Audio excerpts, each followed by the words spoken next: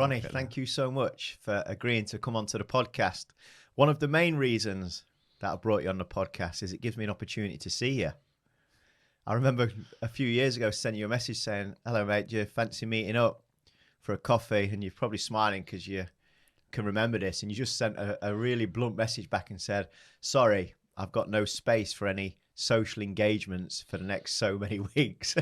Yeah, that's very like me. The way my diary works, the way I program, and then I'll have no programming weeks, and you wanted to meet in one of them weeks, and I wasn't going to meet you. So it's just everything. I'm just not doing it. I remember responding and saying, I'm not just a social engagement, I'm your brother. And he was like, yeah, it was like, I don't even think you probably responded to me on that. Yeah, no, it's everything. So there's no nuance for my brother.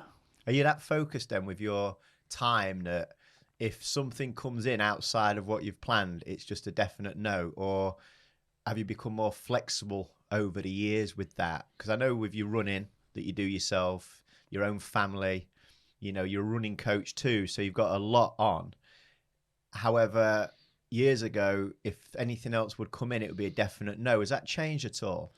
Yeah, it's massively changed, but in that instance we're talking about, I call it like a deep work week, and that would probably always be a no, like no matter what that was, because I'm trying to just focus in on a particular thing that I want to do, and so in those few days or that week, I'm probably just going to say no to anything. But in terms of my thinking, just far more flexible now than it ever has been, and we'll probably get onto it, but there's a few factors which I can put my finger on of why that's happened, and I feel much better for that flexibility, because my part of the reasons that I've done well in certain things was my rigid mindset of black and white, I'm going to do this or I'm not, but then that leads to other problems in daily life, so I've had to get more flexible.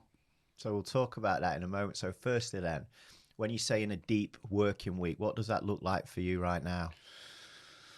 Well, they don't happen very often. It's a theory, but that's why when they do happen, it might be that I'm trying to write something, or it might be something that I really want to read or understand. But what happens all too easily is that deep working week I end up running, I end up going and visiting somewhere, go to the Lake District or whatever it might be. That's happening to me next week, in fact, and I'm going to Ireland. But I will do that, and I'll use those spare weeks to do that. But yeah, it would be to try and so many distractions, and when I'm doing my daily work as a coach, then that's what I'm doing and that's what I'm focused on. And it's hard then to switch from writing runners' plans and dealing with queries and emails and messages and supporting those runners to then doing something, you know, that requires a lot of focus that might take me a few hours to really get to grips with something. So, you know, I've got aspirations in the future potentially to write more, and I think that's what they'll be used predominantly for, is for writing. I'm not going to lie. And there's a lot of improvements I need to make to actually make those deep work weeks happen. But there's ultimately no distraction. So you like to block all the noise out, anything at all, and really focus in on specific things that you need to accomplish. And for those that haven't listened to our first podcast, maybe 3 years ago, quite close to actually after you'd survived the stroke, which you know nearly did kill you, and I guess you intimated there that things have changed with your flexibility and your thinking, and certain things have caused that. So some of the things that we spoke about in the last podcast that you won't remember, we will revisit, because there's some real great moments in there that define who you are as a person and how you have become so relentlessly focused in specific things and been so successful in it. Because that mindset of that relentless focus in a specific thing isn't easy to do in a world that we live in with so many distractions. However, sometimes your biggest strength, as you know, can become your biggest weakness. And I think what I've noticed with you over the last kind of 3 years is that you have seemed to become a lot calmer in your approach to things, not as life or death focused on, if I don't do that, it's the end of the world. You've become a lot more flexible and adaptable, probably because you know how short life is and you don't want to put yourself in jeopardy anymore. So When we think about rewinding the clock to when you was relentlessly focused as that individual where no matter what, that goal was being attacked with all that you've got, no matter what consequences. Just talk to me about the mindset that you was in that chapter of your life where it was all or nothing and you'd rather die than not accomplish. I'm not sure I would have rather died than not accomplish, but it was just classic black or white thinking, all or nothing thinking. I'm going to do something or I'm going to die trying. Yeah. And I feel like it's got to happen in a certain way. And I've just got to get to that finish. You know, it mostly manifested itself in my ultra running. They're very effective and still something I use on an ultra run. It's just that I viewed my whole life in that way of it's got to happen, and it's quite rigid in the way that it did happen. It wasn't something that I planned to do. It wasn't a conscious decision. It was the way I was made.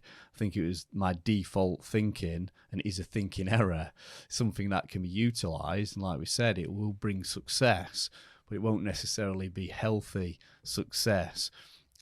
My stroke, having a stroke in 2018, I woke up a different person in effect, with the same rules though, with the same mindset, with the same all or nothing, and the same this is what's got to happen. And it didn't work anymore, because when I went for that run, when I felt really bad and really tired, I was just far worse after. When I got up relentlessly at 5 a.m. to do my work and what I needed to do in the way that I thought I needed to do it, I just got more ill. So over time, and it maybe took about 5-6 months, I thought, I've got a set of rules and kind of laws to my life that have expired. They no longer serve me well. And potentially you could argue that they did up until that point. But then my health not being as strong as it was, and that huge deficit, I had to change drastically. And that was quite a challenge. So the laws that served you well pre-stroke then, in terms of that relentless focus to achieve something, and you said there that you're not sure, you don't think it was accomplish or die, but when you did the 200-mile run coast to coast, you wrote a letter with knowing that if you did die, people would receive it. So you entered the race knowing of the consequences, potentially what could happen. And I think as your brother and your family around you, they might say you was always on the verge of potentially risking your life to accomplish things with these crazy things that you've done when you've gone in the mountains for days and it's new to you and you're on your own. So you're putting yourselves in positions all the time where your life is, there's no hiding from the fact that you are putting your life at risk, aren't you, in some of these events that you do? Yeah, I am. But the reason that on that occasion on the coast to coast, that was the first bigger distance that I'd done. And like now, a lot of people are doing these distances. Back then, it was a few elite that had done, like run across the country. It was a massive unknown for me. It was double kind of what I'd done before. And I didn't want, if the worst case scenario happened, people to think that I didn't know what I was doing or letting myself into. Yeah. And so to be a guilt from my family and my loved ones thinking we should have stopped him. He was a fool. He didn't know what he was doing. He didn't know what he was letting himself in for. So I wrote that note to make sure that everyone knew that I was willing for that to happen. So yeah, it's just the way it's positioned. It's probably playing on semantics here, but it wasn't. People have misunderstood my words and said, I'd rather die than fail. That's never what I have said, ever. I would always rather fail and live than I wouldn't pick death over failure. Failure, everybody's going to fail. I've failed plenty of times and will continue to do. And you can see how my words can be misconstrued when, if I'm willing to die to achieve what I've set out to do, people think, oh, this guy would rather die than fail. It's never, ever what I've said. What it is accepting a risk and taking ownership and responsibility of that. Now, I'm at much greater risk, depending on which doctor you speak to, of dying from running. One doctor in particular begged me not to run long. You know, I've got a little hole in my heart, which I potentially always had, which may have influenced the stroke. He said that'd be bad to run with a PFO with that hole. I've got other doctors, that's cardiologists, that say that's not too much of a problem. I've got stroke consultants conflicting. So you get really, really poor advice. But having had a really serious stroke and the stuff that I've come back to do, running really long distance, it stands to reason that that might pose more of a significant risk now than it ever did. So I've made peace with that, and I'm continuing to do it. So yes, I would answer to that. I am willing to die to do what I love, and I think that's quite rare, but I don't really see another alternative. And back to what you're saying about the all or nothing, or how I was relentlessly focused when I set my mind to something like the coast to coast back then in 2013, 10 years ago now, and of how I completely believed and put everything into doing that, and trained as hard as I could, and then went and executed probably the race of my life. Still never really quite matched it, even 10 years on. Really? Yeah, never. I think that was the race for me, still the first one I did, that I've not managed to quite get to that level, because that took me 55 hours, and looking, the super elites do a lot faster, but that's a pretty good time to say it wasn't a race as well, and how I felt. But I never saw an alternative route. I never saw an alternative way of thinking, didn't know it existed, certainly never flirted with it myself. And that's why when I went into these things of wanting to finish, it was like the only thing I could see. Like there was no ever thought of that it won't happen. Like it had to happen. Now I've broadened out and I can see there's a choice. I can see that you can stop, and that stopping might be the best thing, or changing your route and being much more flexible. None of that ever used to occur to me, which is why in daily life it caused a massive problem for me, because once I got going, I wasn't going to stop, even if it was doing me a lot of harm. So when you talk about then your laws prior of that focus that you had, that all or nothing, and you just said there that in daily life it can really cause you problems. For what reason in daily life did that? So what you're saying is your mentality was like that across everything, not just your running. Everything. How did it affect daily life then? If you had a business idea that you was pursuing, and you felt like, I want to get to this place with this business, then I would pursue it, and it wouldn't be working. So I'd double down on it, pursue it more, lose more money, waste more time, break more relationships, just would not change tactics, would not change strategy. Just keep going at it because I don't want to give up, and I'm seeing it as giving up to change my strategy. Yeah. I'm failing, so I just keep going and going and going till ultimately something quite negative happens, like I run out of money or energy. It's just something stops me where I have to go, okay, I've got to stop that now. So you didn't have the ability then to differentiate between my mindset's this because I want to achieve as a runner, an ultra runner that does crazy distances, and it's crossing over into other areas which is becoming damaging to you. You didn't notice that. It started in other areas before the ultra running. The Right. ultra running is the only place that I've been able to put it that helps me. Hence why I flip that switch when I do ultras and I go back to that place. And I had help with this. And when I saw a professional about it, I said, just before the therapy, I said, now there's a bit of a dark place that I've got in me. I don't want you to touch it. I want that bit.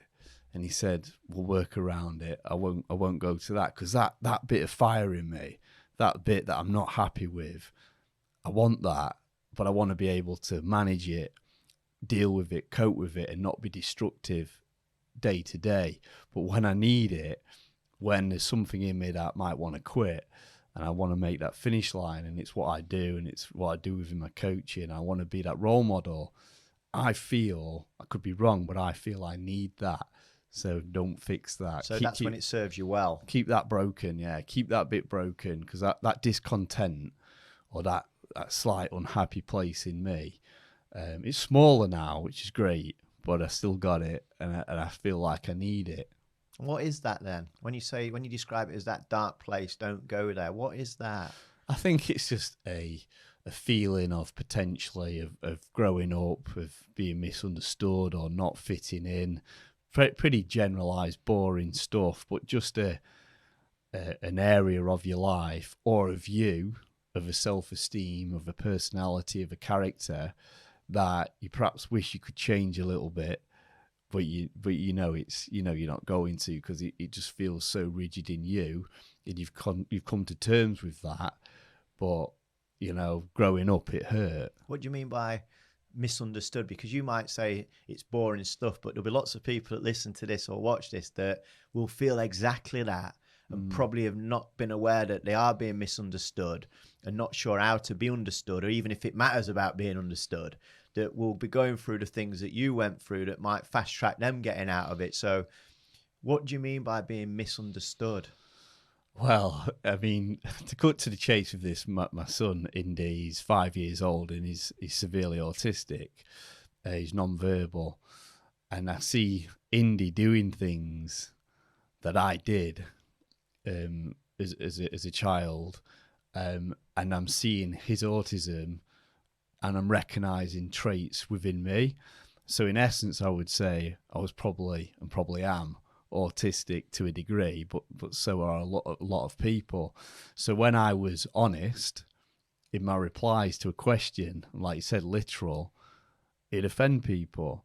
If someone invited me to a party, I'd say I don't want to go because I didn't want to go. Without the waffle of the reason why. No small talk. I can't stand small talk. Still can't stand it. I just it's very necessary. I understand its purpose. We've had it this morning. You have it. It breaks the ice. It rolls into what you're doing, and I can tolerate that, and I like that bit of it. But if I'm waiting for a bus, I don't want to talk to the person next to me. Yeah. We're totally different like that. You're gregarious. You're social. You want to chat to people. I don't, and that's never changed. I'm 42. Still rather not. I'm social when spoken to. I'll be polite. I'm courteous. I won't look at the floor, but my instinct is rather not engage to this. And so that's growing up, that's quite difficult because most kids are not like that. And I found my feet with it. I found my way, but that's why I'd be misunderstood, and people would say you're too honest. So they see it as an honesty, and I wouldn't even know what I've said to upset the person. Yeah, just telling them the truth. But as we know, the truth has its place and timing, and perhaps of the way I'm built, I got that wrong. So what you've learned over the years is to adapt because of the way people receive things that you say, and you don't want to be perceived as that because you're not that. So is that what you mean by being misunderstood? That if you came out with a very literal, honest answer about something to someone, you feel that you're just saying what they've asked, where that person's thinking, wow, I'm receiving that quite harshly. So over the years, you've softened that and do the chit chat, or would arrange to meet someone, because you definitely have found a way to be more broad and in your perspective of communication with people and how it means to them, rather than just what you want to do. Because people could have seen that as selfish, being quite rude, when actually it was just your way, wasn't it? And yeah, so I've taken the edge off it. Yeah. Because if I've done like group workshops and things online where I've got lots of different people listening in, it's never my intention to just upset people or be provocative. I'm not that type of person. So I've managed to say things in a much nicer way. However, one-on-one, if I do feel that's the best thing to be said, I will still say it. So if I'm dealing with a runner one-on-one, and we're talking on the phone or something, or just my words online and what I'm writing, I will still then let that come out of me, because that's what you're investing in me to tell you the truth, not just to fill you with, rubbish of what you want to hear. So it has its strength then. But if you do it more publicly, and if you do it with people that don't know you at all, you can look arrogant. Again, sometimes people are just going to have to deal with that. Otherwise, you'll be constantly on your tiptoes, worried about offending people, and that's not a massive concern of me. But it is how I don't want to be perceived as an absolute arse because I don't believe I am. So it's just curbing it a little bit, Yeah. and adapting my style. So what other traits do you notice in your son Indy then that you're like, I look at Indy and I see myself? Well, just the way that he's completely in his own reality and happy there, and we're trying to claw him out of it, because the deeper he goes into that reality, apparently it'll be more difficult to bring him out of that. So that's something that we've constantly tried to do. But the fact he can go down the garden and just have something in his hands that he's flapping around, or he's just on the slide going up and down the slide, that's just my nature all day long. That I can just go to a place, I still like it now, I'll go most places alone, enjoy it more alone than with company, and don't ever get bored. Never. I guess I would if I was on an island and never ever saw or had any social interaction, because I'm a human being and we need it. But it takes a long time. And I notice that I do things that others wouldn't be comfortable with doing, or seek no enjoyment from. So like when I go to Ireland next week, I'm alone in a one-man tent, flying there by myself, and I'll just go running in the mountains.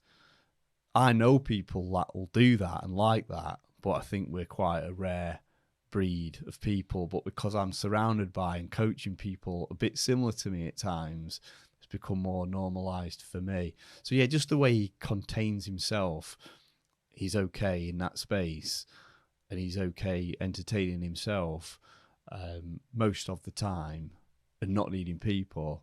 Yeah, that's how I've still feel. I remember, when we were kids growing up, that I was the one that always wanted to be playing with lots of kids, and you'd be the one that would sit in a space and Lego. just be on Lego for hours and hours and hours. And there's no right or wrong; it's just differences, isn't it? And I did play football, and I was part of teams, and I did have a social life. So I'm, grateful and fortunate I had the ability to socialise. But then it'd have to be followed by time alone, and at that time I didn't understand that. Yeah. So I would burn out by being around people frequently and at university and things, and not understand why. So now I can manage myself much better to know if I'm around people today, tomorrow I'm not. It's just the way. I can do more than that, but it's you see what I mean. I couldn't do what you do. Yeah. And so I know that, so I wouldn't do it. Just wouldn't. It's nothing about motivation, nothing about you can, and no, I can't, because I don't want to. There's nothing in me that wants to do that, because that does not fit my characteristic traits. And that's why, any advice I was giving to a kid and my children and whatever else would be, you'll have strengths and you'll have weaknesses. And I would only say, really go into your weaknesses if they help you be stronger at the things you do. And if not, don't worry about them. Just try and focus in on where you do well. Don't go against the grain. Don't swim upstream, because you'll always feel like you're battling. Well, you're talking about their preferences of extroversion, introversion, and I know what fills me of energy, hence why I'll do more of that, because I want to have more energy. And you know what fills your energy of going to Ireland in the mountains on your own. That gives you more energy to come back a better father, husband, and coach, athlete. So they're just choices that we make that help us be the best that we can. There's no right or wrong.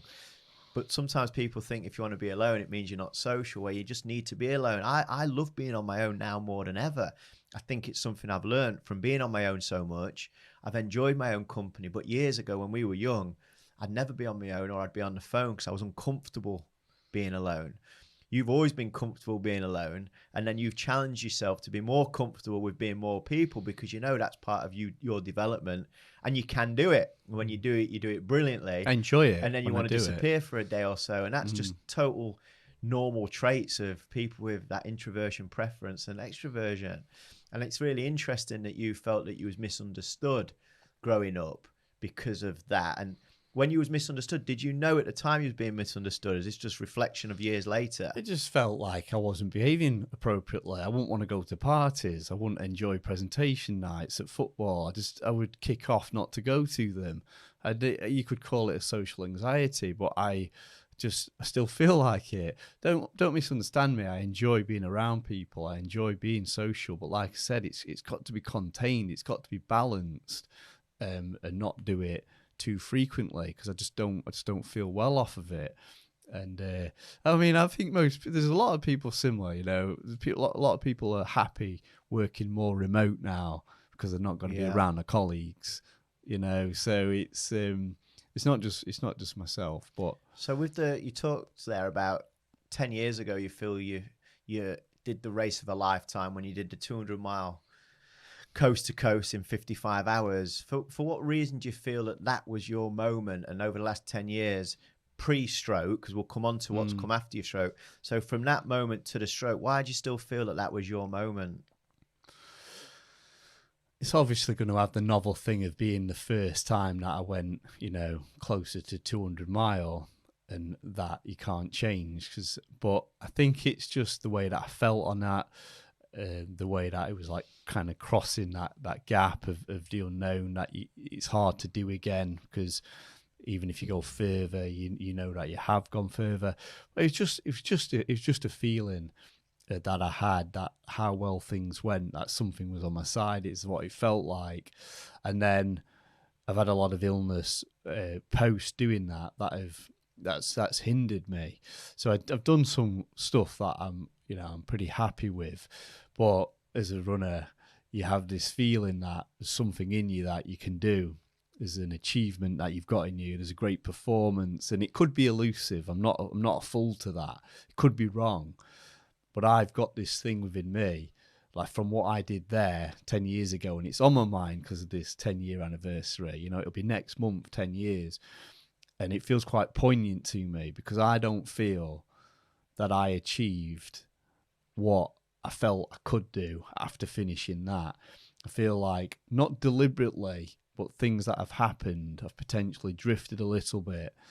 And maybe got it a little bit wrong. But again, some of that was not in my hands because of the illness. But it was my fault because of what I alluded to before, of how I lived.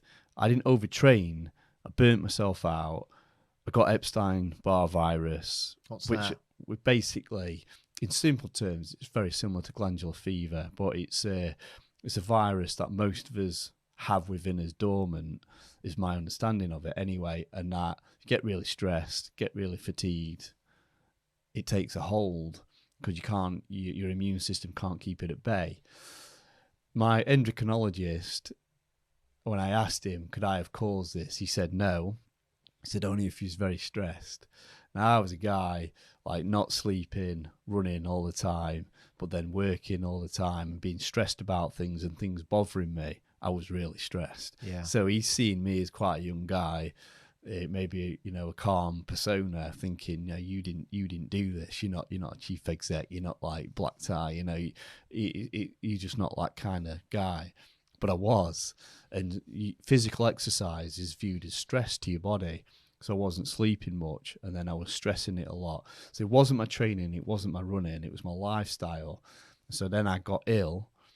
And that's for life, basically. You're not shaking Epstein-Barr off. So it causes a lethargy and a fatigue, which is like the worst thing you want as an ultra runner when the training's like so damn hard anyway. And I carry that with me now. And then the stroke. So there's a frustration there that I almost feel like if you just give me one, just give me that one performance, and that's driving me. I want that one. If I get that one, I feel a whole lot better about a lot of things. If I don't, I'm going to have to accept that that's the case. I'm not saying like the world's best ultra runners. I'm nowhere near. It's not about ranking. It's not about competing. I've had to let that go many, many years ago. Nowhere near them. Like they wiped the floor with me. It's about me. It's about what I felt in my belly of what I could achieve. And I don't feel like I've got there yet. I'm running out of time.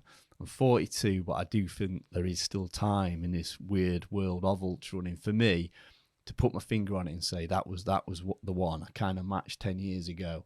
This year's going really bad. It feels like I'm going backwards, but I can't let it go.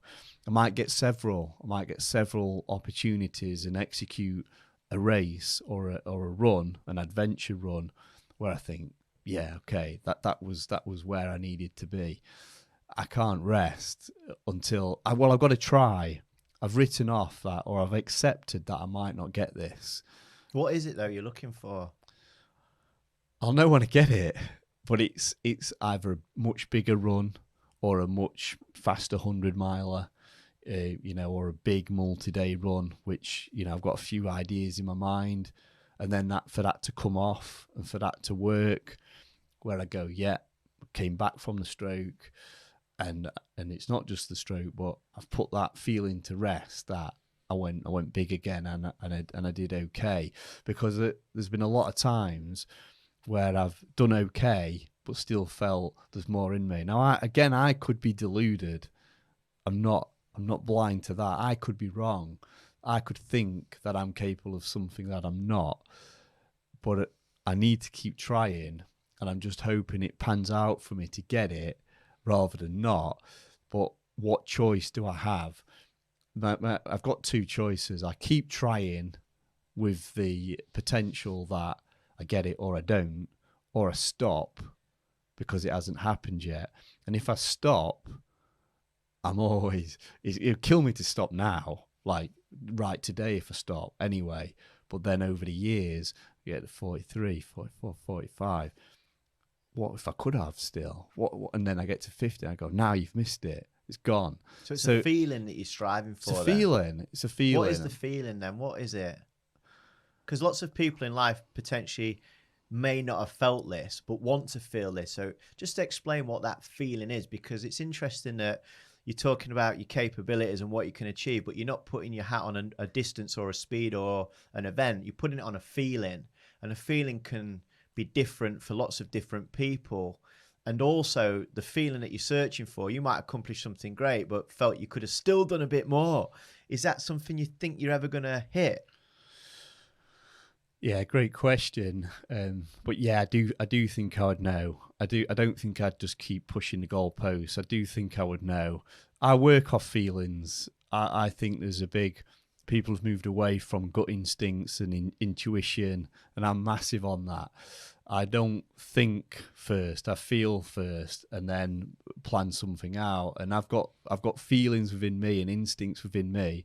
And that's why people have said to me, or potentially, whether they say it to my face or not, think I'm selfish for pursuing my ultra running. Especially, I don't get paid for it. I'm not great at it. I'm nowhere near the best. They say, well, why don't you just stop? You got kids. It's dangerous for you. There's a feeling in me that I've got to keep going, and it's only a feeling. It's not good enough for people. People want more than that. They want a logical, rational answer that I can't give them. There's just something within me that tells me, keep going. Don't know what happens, and it might kill me. But who's to say that was wrong? We're just little people on this planet, don't see the bigger picture, or we certainly can't see beyond ourselves to that scope. But I've got to keep going just because of a drive within me. Other stuff I've let go. Other stuff I didn't really want to do that. Not got the energy for it. No problem at all, just stopping. Yeah. That's where that flexibility has come in. Won't chase things like that anymore. The running is the one thing, not a chance. Like this thing is in me. Like I sometimes lose sleep over it, of wondering and planning and like how can I do this? How can I fulfill this aspiration within me? For it doesn't matter what you think. It doesn't matter what the ultra running community thinks. I will know, and I'll just be at peace because I haven't got it yet. Is it? Do you think it's the running, or is it the feeling that you want? It's probably the feeling. It's probably the feeling, and a very wise person would be able to tell me you could stop running and attain this feeling, and I'd agree with them. But the running's my vehicle to perhaps get that peace, and so I'm going to do that. Do you get that peace anywhere else? I don't know. I don't get any peace other than when I'm out in nature and doing that kind of. So it's still connected.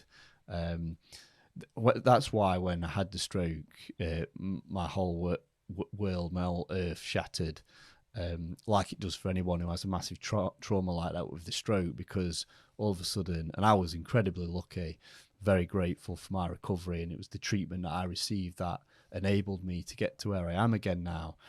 But you age and your health declines. This is the general pattern. It happens when you have a stroke. You fall off a health cliff.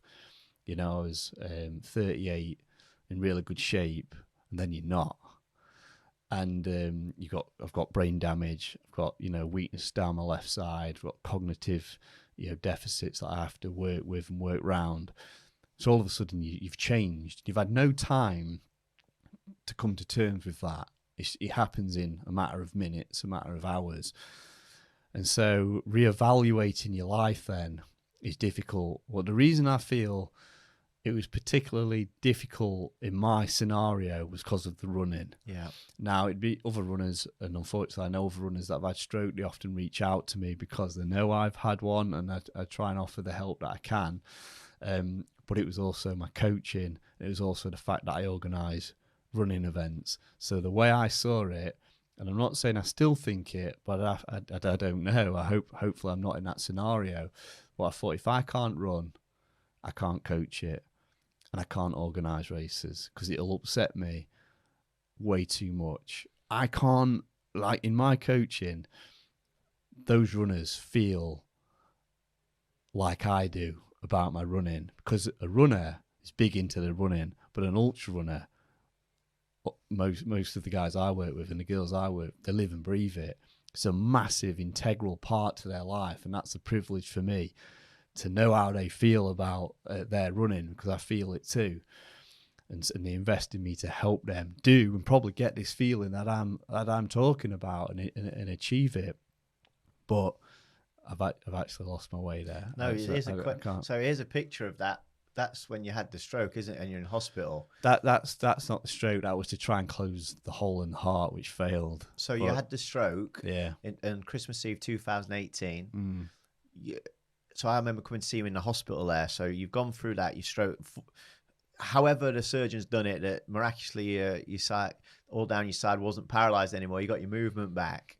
So let's just go to that moment then. So this photograph here then is when they tried to close the hole in your heart so it wouldn't reoccur, but they wasn't able to do that. So where from the stroke then, you get out of the hospital, you leave there. What was the biggest differences you noticed in yourself? Because you said you had brain damage. When did you start to notice these effects from the stroke? Because physically, you walked out of the hospital and it's like, my goodness, what a remarkable recovery. What about the mental side? Yeah, horrendous. That's what I was talking about. Sorry, I was talking about all of a sudden I've got no vision of what I'm going to do. And this feeling that I've got now was with me then. I was working on things that I wanted to achieve in my running, and then, oh no, I can't do it. I might not ever run again. So how do I turn that feeling off? I'm getting tortured basically. I've got nowhere to go with it. And then it's my whole livelihood and my whole income that I feel like I've got to change my job. I've got to change my career. And there's nothing else I feel even remotely interested in to that level. So my whole life turned upside down. Feeling quite mischievous in the hospital because I knew what the answer would be. I asked if there was any psychological help, given that what I've just been through. And you ought to have seen the nurses' faces when I asked the question. They just died on their feet of, I'll ask somebody. And then different people kept coming back to basically tell me no.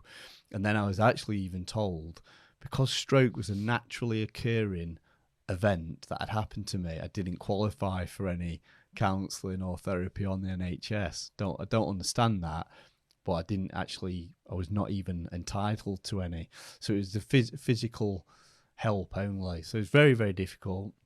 But as I've mentioned to you before, a couple of days after the stroke, I was desperate to know if I could make the running movement, because I could feel the brain damage. I could feel like my left side was not moving as well, paralysed, heavy, awful, like I'd been hit round the back of the head with a baseball bat. So I asked if I could walk take a tiny walk through the hospital, and they agreed to it. And as soon as I got in the corridor, obviously I wasn't doing it to run or for fitness. I wanted to see if I could make the movement because I knew that'd be key, and I knew I had to do it fast as well. In my mind, when you've got a brain injury, you get back as fast as you can. I'm not giving medical advice here. This was in my mind. I actually think it's right, but you got to start back because the longer you leave it, that part of your brain is dead. It's not going to know how to make those neural pathways for you to run. So I had a little look around. There's no doctors, there's no nurses. And I just start running down the corridor and then see the fire exit and just go out there. And just not a lap at the full hospital, just a tiny little lap. And then I walk back into the hospital. You went outside? I went outside and just did a little run around the car park and then came back in. You know, the doctors would have murdered me for doing it, you know. Well, your wife didn't she, when she found out you'd done it? Oh, yeah, of course. I mean, it's a crazy, stupid thing to do, but I'm just trying to put the emphasis on. I should have been bothered about a lot of things, but I was bothered about whether I could run again. Yeah. And it was killing me laid there. And I thought, and I could make the movement. It was hard. My left leg and what I could feel was delayed, and it stayed delayed. So I've had to modify how I runs just slightly. My left leg won't move quite as quickly as my right, so I've slowed my right down so I don't limp as bad. But sometimes I see my shadow and I'm limping. I can't stop the limp. So within 2 days you've had a stroke, nearly died. You're not laid there being grateful to be alive. You're thinking, can I run again? I'm very grateful. I mean, it happened Christmas Eve on a treadmill. And Christmas Day, I was just blissed out because I was incredibly grateful to be alive. I was kind of grasping what had happened, and I was on a ward with 3 other guys, and they let me go to the toilet, and these guys had not moved. And on my way back, a young lad shouted over to me, and he said, "You can walk." And I'm still kind of pre-stroke mindset of like, of course I can walk. Yeah. But then I'm realising, I know why he's asking me. So I walk over to him. I said, "Yeah, I can walk." I said, "How about you?" He said, "I've been here 6 weeks and I vomit if I sit up. I can't walk." And I said, I said, "What's happened?" He said, "I've had a stroke." I said, "What about the other 2 guys?" I said, "Can they walk?" He said, "No." And I said, "What's happened?" Because it was a spinal unit as well. Yeah. He said, "Strokes." And I had no words for the guy, you know. I felt bad to be stood there over his bed, and he's telling me he can't walk, and I can. I was really, really sorry. And I walked to my bed and I sit on it, and it kind of hits me that day after. Then it take time, drip, drip, drip. What's just happened? Yeah. And I thought, I'm 1 out of 4 here that can walk from it on this ward. And then of all the people, unfortunately, who die from stroke as well, and but the clot in my brain was so huge that the drugs wasn't going to shift it, and I was fortunate enough to have an operation called a thrombectomy, where they go in through your groin, feed up through your carotid artery, I believe it was, and they manually clawed out the clot. So I was awake when they did that as well. And I went in paralysed after about 5 or 6 hours from the stroke, and I remember it like pretty well to say what was happening. And the surgeon now and again asked me to move my left arm and left leg, and it came back once he removed the clot. But there was one moment where, and all my running, and all my training, and all my hill reps, and all my hard intervals, and all the things that I'd been through, just came to a focus. He looks down at me. And he says, "Right, we're about to work on the clot. We're about to remove it. There's nothing clamping my head. There's nothing holding me down." He said, "Don't breathe too deeply. Don't blink. Don't acknowledge me. Just do not move." And then he said, "Oh, and it's going to hurt." And then pushed up into my head. Now the brain internally can't feel pain, but what I could feel was around the back of the eye. And I could feel it happening. So you laid there, and you can feel the panic, and you can feel like you just want to get this guy off you, and you're thinking, if I move, he's in my brain. And it was just like, treat it like a hill rep. You know, he's going to have 3 or 4 goes at this clot. Just breathe. he's saving your life, just let him do it. Is that what you were thinking about in that moment? It's exactly that. See, it's just so simple. Like, that's all I've got. So that's all I used. It's like, this is just a rep. It's like when he goes in there, think of it as like a really hard interval. Suck it up, let him do it, don't move. And then he comes out and he rests a second. And that's exactly what happened. I think it took 26 minutes. And went in paralysed, came out with my movement. And there's things that I feel compelled to do going forward. I've done quite a lot of work with the Stroke Association because of the story of the thrombectomy. I think a year earlier, or maybe a couple of years earlier, thrombectomy wasn't available on the NHS. The Stroke Association campaigned for it. So it's due to them that the NHS deliver it. And even the heart closure had only just come back a few months prior to me getting it. And that failed because the hole was too small to fix. But again, the Stroke Association campaigned for that. So again, with my running, I'd really like to do something big, and I'd like to raise awareness and money for the Stroke Association, because ultimately the NHS did an amazing job and a miraculous treatment on me. They're terrible after, but on that operating theatre, they're amazing. But it was due to the campaigning of the Stroke Association, otherwise that treatment wasn't even there. Wasn't there only so many surgeons in the whole country that do that? And unfortunate for you, on that particular day, one was at work.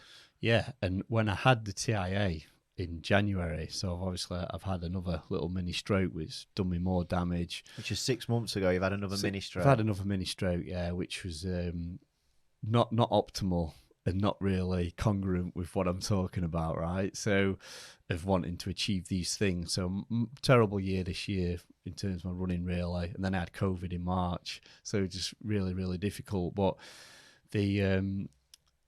I was in the office with a stroke consultant, and I took a photo of it. I wouldn't share it publicly because I'm in a private office, but I wanted to make a mental note of it. The office hours for thrombectomy was on the wall. I think it was 9 while 4, Monday to Friday, and the office number to call. So exactly what happened to me when I went to Lincoln and they said, the drugs aren't going to move this clot, he needs a thrombectomy, and they took me to Nottingham Queen's Medical. That number's there. And if it's between 9 or 4, you're going to live, potentially. If it's 5, you're going to die. Because there's no one to do the operation. Because there's nobody there. So they're going to give you the thrombolysis, I believe it is, the drugs, the clot-busting drug. And that didn't work for me. There was more chance I'd die than live. And it's almost, no one in the medical world will give you certainties, but the whole right side of my brain was blocked, was totally grey, no blood. Paralysis, wheelchair paralysis, and totally not able to live independently was almost guaranteed till I got to Nottingham and had that removed. This is why. What a treatment that is, and the treatment for stroke is still nowhere near good enough. And I'm not someone who's saying that's why I'm here now. That's I'm not feeling that, but it is something that I would like to chip away at least. Well, you wouldn't be here if it wasn't for that. So exactly, that happened to you at lunchtime on the treadmill, didn't it? I think around lunchtime, and on a Christmas Eve though. I was Christmas Eve shopping, and Mum rings me and says, "Get to the hospital." Christmas Day, nobody there. Yeah, so you're fortunate for you. It happened in that window when someone's there to do it, and just remind me. Not only that, I was in a gym, yeah. So it happened in the best place possible because the staff recognised it. I didn't. And then, the staff at work. Hadn't a few weeks or months before that, you've been doing one of these really long runs somewhere? Always. But, even 2 days prior to that, I was in the Yorkshire Wolds with Laurel, our sister, in the middle of nowhere on the Wolds, 2 days prior to that happening, and I felt ill. I had a headache. We'd even postponed the trip because I felt unwell. Then I still went, and I felt unwell on it, and we ended up walking instead of running. I think it was coming. I think the clot was there. I think the clot was lurking, and I felt unwell. And then luckily it happened in the gym. If it even happened at home, I might have gone to bed and just died in bed. It was because I was there I was asking to drive home, the full thing. It just didn't. It's your brain it's happening to. So, if you think anybody's having a stroke, you be assertive. Don't be fobbed off with "I'll sleep it off." I just feel no. You gotta say no. I'm calling the ambulance. I think you're having a stroke, and that's going to do for me. Just don't listen to your loved ones tell you that they're okay, because that's what I was saying. Something you shared with me after the stroke was that when you was laid there, you visualised yourself being on a beach, and feeling a huge sense of regret. Can you remember sharing that with me? Yeah. This is, you asked me like right at the start of the conversation, really, how have I become more flexible? That's exactly it. Like, I know that. Some things I don't know. Some things are feelings that they're ambiguous, they're vague. I don't know. That I know. On the operating table, because I was conscious, I only had a local anaesthetic in my groin where they inserted the catheter. There was a moment where I thought, you're dead. I mean, I felt ill. I felt dreadful. And I started to panic.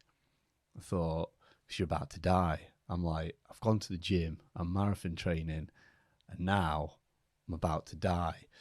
And it wasn't like a movie where your whole life flashes before your eyes. It wasn't dramatic like that. It was just this thing of, I've got a few minutes left to put my whole life into place. So I was under a bit of pressure. And I felt the panic hit, couldn't believe it, resisted it. And in my 20s, I was really curious about Buddhism and I read a lot about Buddhism and Zen, still massively into like ancient Chinese philosophy, Eastern philosophy. And I knew that they teach you to die well, i.e. don't panic. And it was in me. And I thought, they believe, if you die panicking, you won't make it to the other side kind of thing. You'll be trapped. But I didn't want to die panicking. So I accepted it. I thought, there's nothing you can do now. Resist it, fight it, all you want. You've gone, right? And then in my mind's eye, and it wasn't a conscious thing, I see myself, stood over myself, looking out to the sea. It's kind of a grey light. I couldn't make out if it was dawn or dusk, but it's like, like twilight light. And I felt an absolute serenity, peace, just blissful feeling. In hindsight, I found something about that.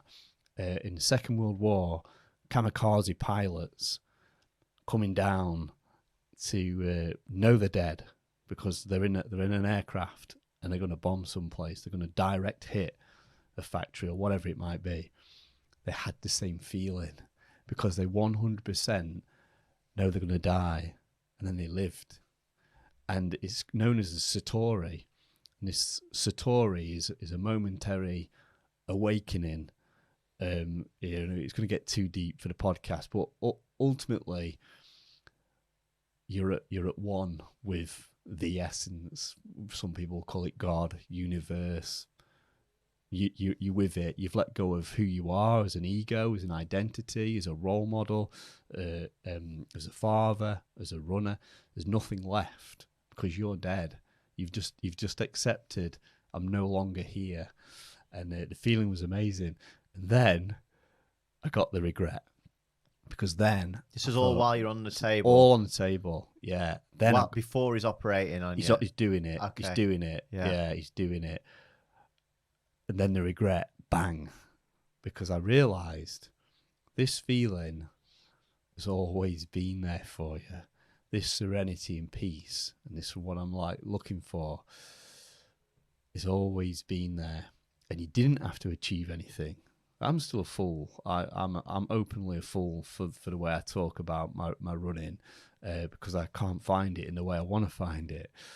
But it was there for you. You didn't have to be a millionaire. You didn't have to be a billionaire. You didn't have to achieve anything. You didn't have to be a certain person. This feeling, I believe, is there for each and every single one of us. Poor to rich, where you are in the world, who you are, what you do. And I thought, you haven't been there since you're a child, really. You haven't felt like this. And I was regretful for that feeling, not for nothing I'd not achieved, not even regretful for dying in a way, but regretful for not having embraced that feeling.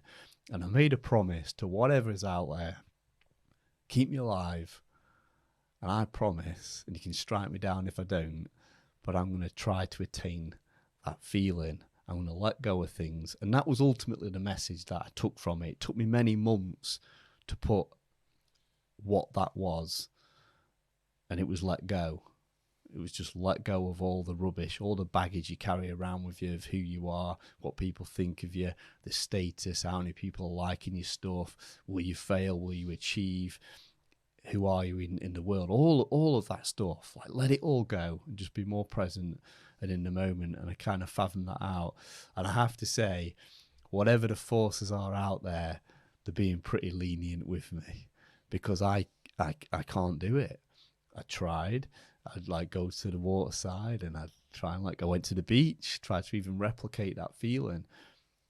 It's like going to sleep. You can't make yourself go to sleep. It's like relaxing. You can't make yourself relax. But the point is, in that moment, like, nothing mattered at all. And it was an amazing feeling, like the bliss of it. So it's done a couple of things to me. There's a Buddhist saying, everything matters, nothing matters. Complete 2 lines, everything matters, nothing matters, completely contradicting each other. And it makes complete sense to me now, because you're here in your life and everything matters, but come the end, nothing matters. And so what that's saying, in the way I understand this now, is that you've got to do what you've got to do. Hence, I feel like I've got to run, and that's the only reason I do it, and it really matters to me. But I have to remember that nothing matters as well. So it does create a peace and a space around the things I do.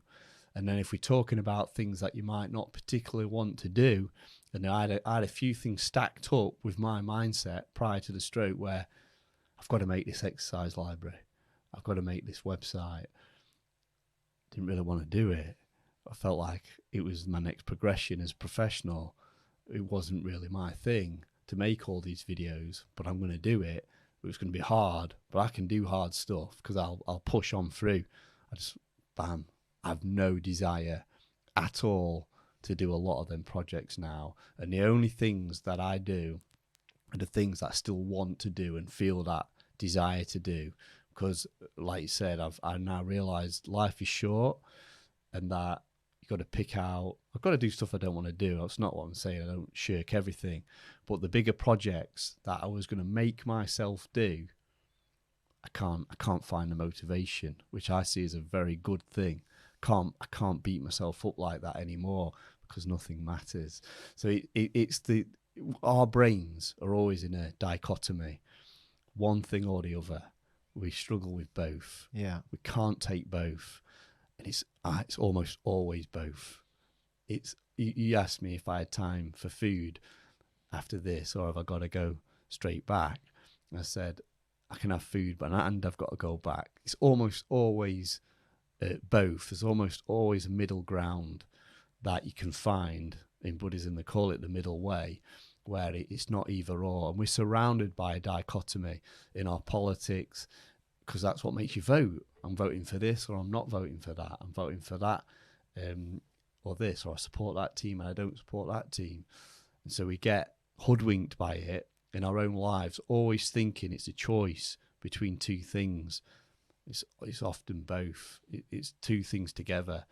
And if you can go after it, what it is, like it really matters, because that's what came to you, and that's your thing to manifest in the world. But then remember that you're one little person living for a tiny little time span on this earth, so you don't really matter either. It puts space around that, if that makes any sense, because obviously they are paradoxical, but it does make a lot of sense.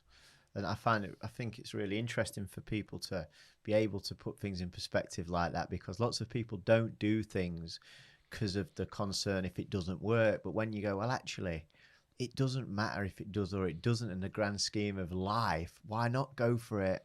Why not do it? Why not give it a go? People take themselves too seriously. When you take yourself too seriously, sometimes it holds you back from doing the things you really want to do. So I think that philosophy of everything matters, nothing matters, is brilliant, because when you know it matters, you put all your energy and desire and passion into it, but you're not at fear of the outcome because you know it doesn't really matter in the grand scheme. And I definitely adopt that approach with lots of things that I do, else I probably wouldn't do lots of things. I know that if it doesn't work, it doesn't really matter. And if it does work, in the grand scheme of the centuries to come, it doesn't really matter either. I think that is a really clever way to relieve pressure of yourself, of getting stressed about the little things. How often do people get stressed? And in that impulsive moment, it's the most important thing in the world is that they get back to that person. In half an hour, you forgot about the importance of getting back to that person. It's an impulse that we live in, isn't it, of urgency rather than important. So when it's gone. Yeah, well, what I'd add to that as well is what's been fortunate enough, and you know, I hold not a guilt. I'm not going to live with guilt, but a compassion for stroke survivors that didn't come out of it or have the great treatment that I had, and can't walk or are really badly paralysed or couldn't return to what they did. That's always with me, and it's always in my thoughts. So I would never ever want to appear boastful, like a macho man, of this guy who's been through this and bam, look at me, I'm still going. That's not where I am. I'm always mindful, because I've met so many of them that are not. And to look somebody in the eye and be boastful, you'd be an absolute, Well, you're not doing that. You're just stating facts of what you've been through. My story. And your story is different to the next person. But the thing, what I would say with it is, I came as close to death as kind of what you can come to. And there'll always be some guy who's died 10 times and been revived 10 times, and he tops my story, fair play. But I've been about as close to death as I would ever like to get till my day that you can get. So I had to fully accept it. And then that's not something, and then I've had the TIA as another little reminder. It's not something that I can, well, some people can probably block that out. I don't even try to. Death is a big taboo. We don't even use the word died or death. We say passed away, no longer with us, at peace. We don't see dead bodies. I think in Ireland they still might have open caskets, but death's just not around us. It's in the hospitals. It's swept away. We don't see it. So although on one level we all know we will cease to exist at some point, and everything around us, we can never get there on that level where it actually creates some urgency or direction in your life. It's just a subconscious thing that you know and has pretty much zero impact on your life. That's not me anymore. It has a tangible impact on the way I think, on the way I organise my time, and on the things I do, the things I say yes to and the things I say no to, because death, for me, feels really close. And even if that's 40, 50 years from now, that's still pretty close, right? So even if you're blessed with 100 years on Earth, it's never going to be enough.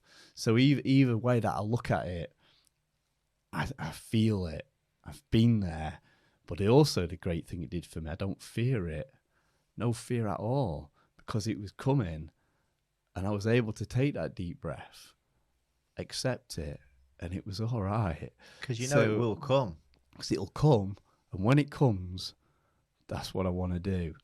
And I'm ready. And, my wife is ready for it as well. If it comes, we've had this time after it. I've had a few years. If it happens now, she knows how I feel about it. I just take that deep breath and go. But we fear death because we don't, I don't want to die. And so we knock it away. We'll be old. It'll happen later. It gives you no urgency, no purpose today. And it does for me. And I'm blessed with that, because before, no matter what I'd read about, and no matter how I tried to reposition my thinking, it wasn't a feeling.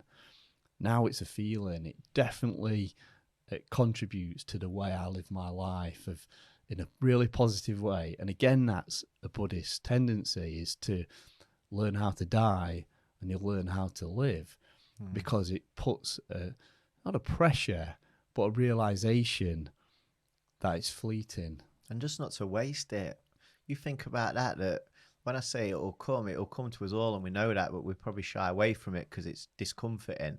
But when you really do think about it, I think it encourages people, if they want it to, in a way, to do more that they enjoy. I think COVID was a big thing that people come out of COVID and start to shift jobs and resign and go into industries they wanted to, because they thought, actually, I don't want to live like this. So that was an awakening, I think, for lots of people. You had your awakening in a way that you wouldn't want anybody to have, because it was far too close. Fortunate for you, you recovered physically to the level that you have and are able to do good for the Stroke Association because of how it helped you. And I think it's just incredible when you think, if that surgeon leaves at 4:00 and you're coming at 5, your life is potentially over, or not how you want it to be. And someone like yourself, and like most people, that when you've gone from being able to do something to not, it's really traumatic and difficult to come to terms with. I was looking, when I was researching this conversation, although you're my brother and I know you really well, I also wanted to find different things that we could discuss as well, which intrigue me more than anything. Because if it intrigues me, maybe other people may be interested in it too. And I came across some videos on your Facebook, and this one that I downloaded and I'm going to share with you is when you was crewing and supporting Ryan Wood, who we both know.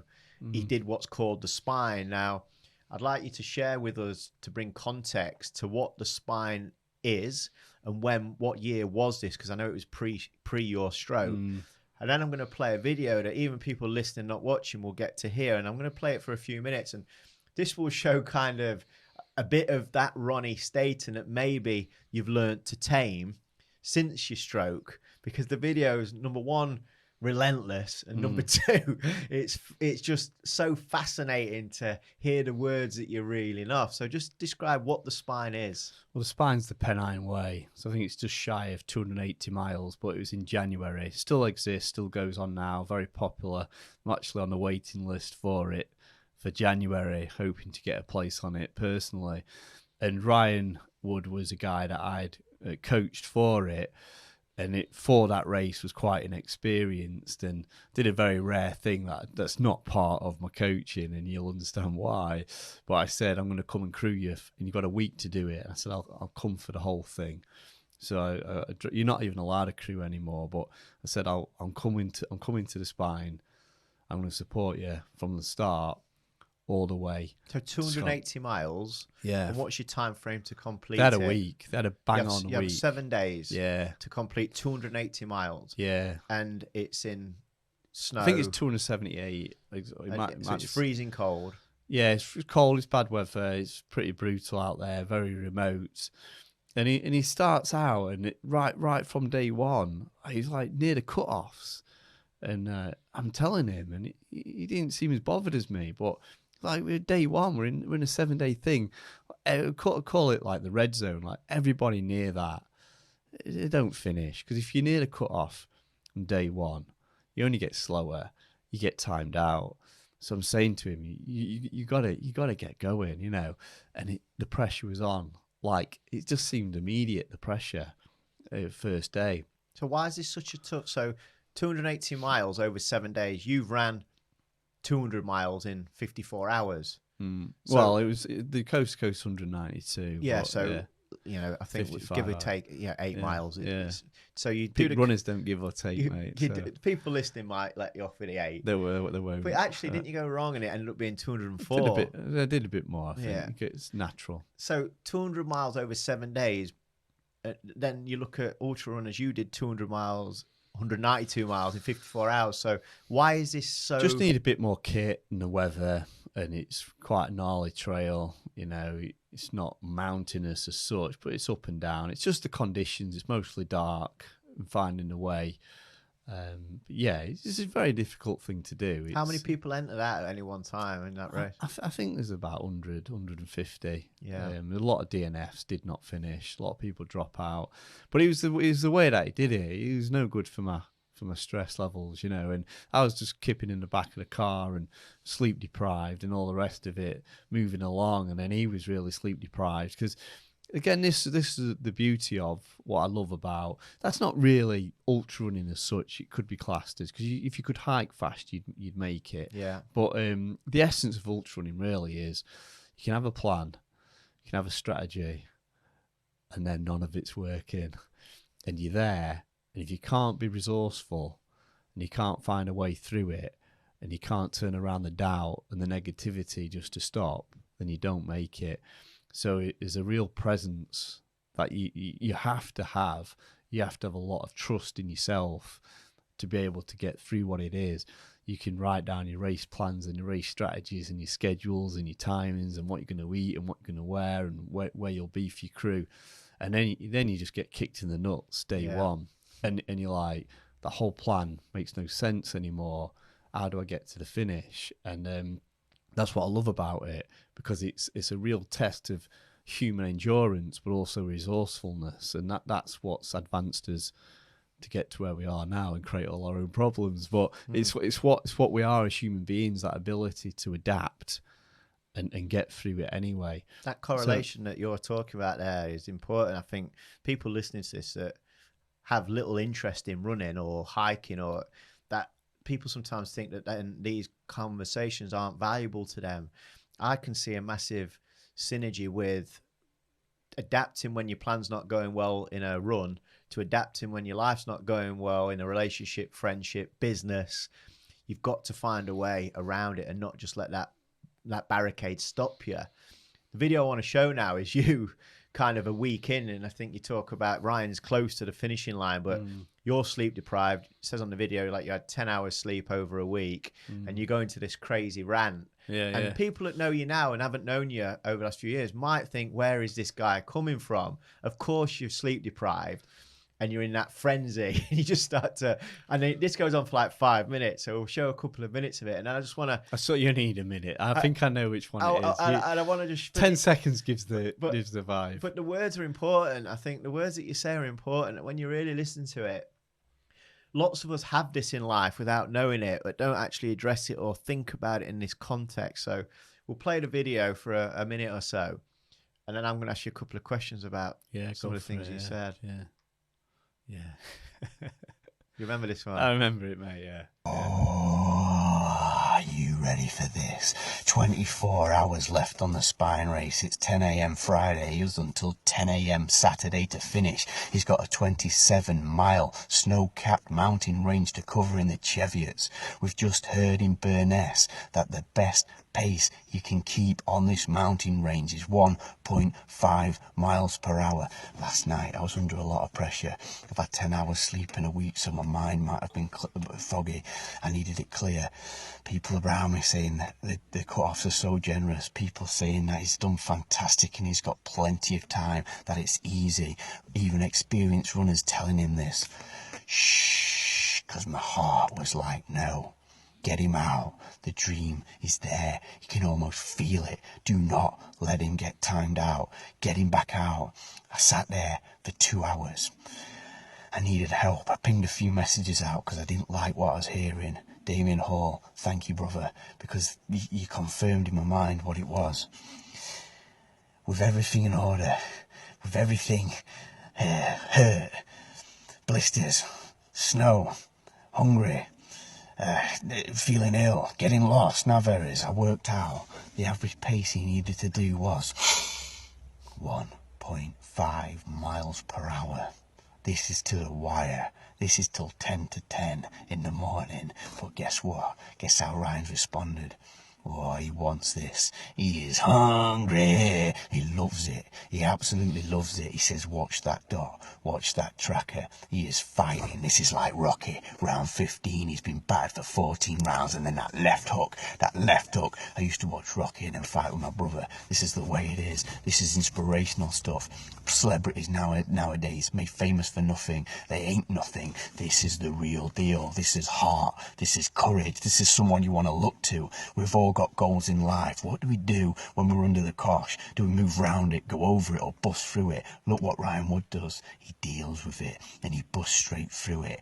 He's stomping through knee-deep snow. This will be the greatest day of Ryan Wood's life, or the day that he came close to finishing the spine. He decides now, that's it, and I don't even think I can get to the finish. Doesn't matter. He's fighting. He's swinging. He's fighting. He's swinging. So when you watch that, yeah, that's maybe something that people that probably might even know you don't see. You know, what do you think when you watch that video? It's a moment of time. It's a moment of time. Like, I've followed him for 6 days, and like I said, he's been so close to it all the way. But I've been inspired by his attitude and how he's just taking it in his stride, literally, and he's never once felt like quitting, and that's rare, especially under the cosh like that. Obviously, that's embarrassing for me, but the reason I've left it on YouTube and kind of out there is because it's a moment of time. I said that, I did that, and I could quite easily probably get all that in. You know, it's not like it's been copied or anything, and I'll leave it there because it represents a feeling of how I felt there. Am I that person now? Like, can I get to that level? Like, maybe not. Like, because of the nothing matters kind of thing on the end of it. So perhaps not like that agitated or, you know, quite high level of that. But I feel it. Yeah. I do feel that was like passion coming out of me. Obviously, I'm sleep deprived and all the rest of it as well. But I was just so fired up. Like, he's just left me there, and I can't see him till the next day. And he made it, I think, with a couple of hours to spare. So it was really close. And it was just this whole feeling of, it's not about the running. It's about, like, this guy wanting to get somewhere. And like that gets me. It gets me now, you know. Like someone trying so hard to do something and just not quitting. I think that's what we are as people. I think we've got that. And it's stupid. I've never said ultra running's like a smart thing to do. It's totally pointless. But we do that as people. We find meaning in things, otherwise there's no meaning, or somebody else will make a meaning out of you. So you find your feet in what it is you're going to do and find that meaning. I feel within us, we've got this feeling of wanting to be better or do something extraordinary. Not everyone, but within some of us. And then when you've seen it and you're witnessing it unfeel like that, and obviously I'm off my head there, but that's what I felt. So I've left it because it's an epoch, just a few minutes of time that was right then. That's why I look mad now, because we're in a quiet room, we're chilling. It's totally out of context, but that to me then felt completely normal. Well, I watched that and I think some people may never feel that, which I think that's a real or not understand it. Yeah. So if you watch that and if you watch it and either think you don't understand it or you never felt it, I think it's a real. I'd like to say it's a shame that people don't feel that, but some people just don't want to feel that. Or is it because they've never felt it? I think when you see someone do something so great, or you're a part of something that you're doing that means that much to you, that is what you feel. The words that you're saying there and the way that you're expressing it is a sense of feeling and connection. And like, even though nothing matters, that matters in that moment because someone's overcoming something to get something greater, to get to that finishing line.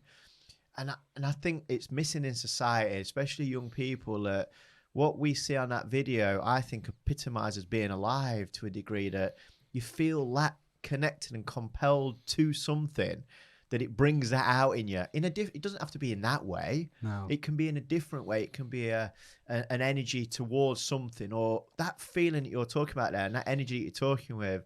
You've got nothing else on your mind other than what you're saying. And too often in life, I think people just haven't found what that is for them to feel that. And when you feel that, I think you do great things. With the limited pressure of nothing matters, everything mattered in that video, but nothing really does. And Ryan, I'm going to show a video in a moment of when he actually finishes that race, because I thought that was great too. Of the guy just looks like he's just done it and it's having a sip of icy It's beer. it's like that all the way. And you're saying what still apply even though you've just done that over a week. So let's just show this just to finish off this little clip about the spine. He kept us waiting about for so long. Ooh, good lad. We're looking. That was ice. At least it's cold. He's been sat there a while. Good. That's good. What you got to say to your fans, mate? Eh? What you got to say to your Do you know support? what, mate? Yeah. Absolutely blew my mind. I said to you, I just checked my phone because I didn't have much time for being on my phone and media, not really. No, of course not. No. Not with my 20-minute cat naps here and there that you were giving me, so I had to use it to sleep. Yeah. And then Yeah. I just couldn't even. I haven't even checked through them fully because the notifications were massive. It's going to take you a week, mate. Yeah. Yeah. Just I've been having a nervous breakdown with all the notifications. Now and again, I've had to shut my tablet down and just rock back and forth. Yeah. So, mate. But just know that it was massively appreciated, and that I had quite a few pretty low lows during that race. That it got to the point where there was that much support, it was impossible to quit because I would have looked an absolute ass, basically. So I totally agree, mate. I totally agree.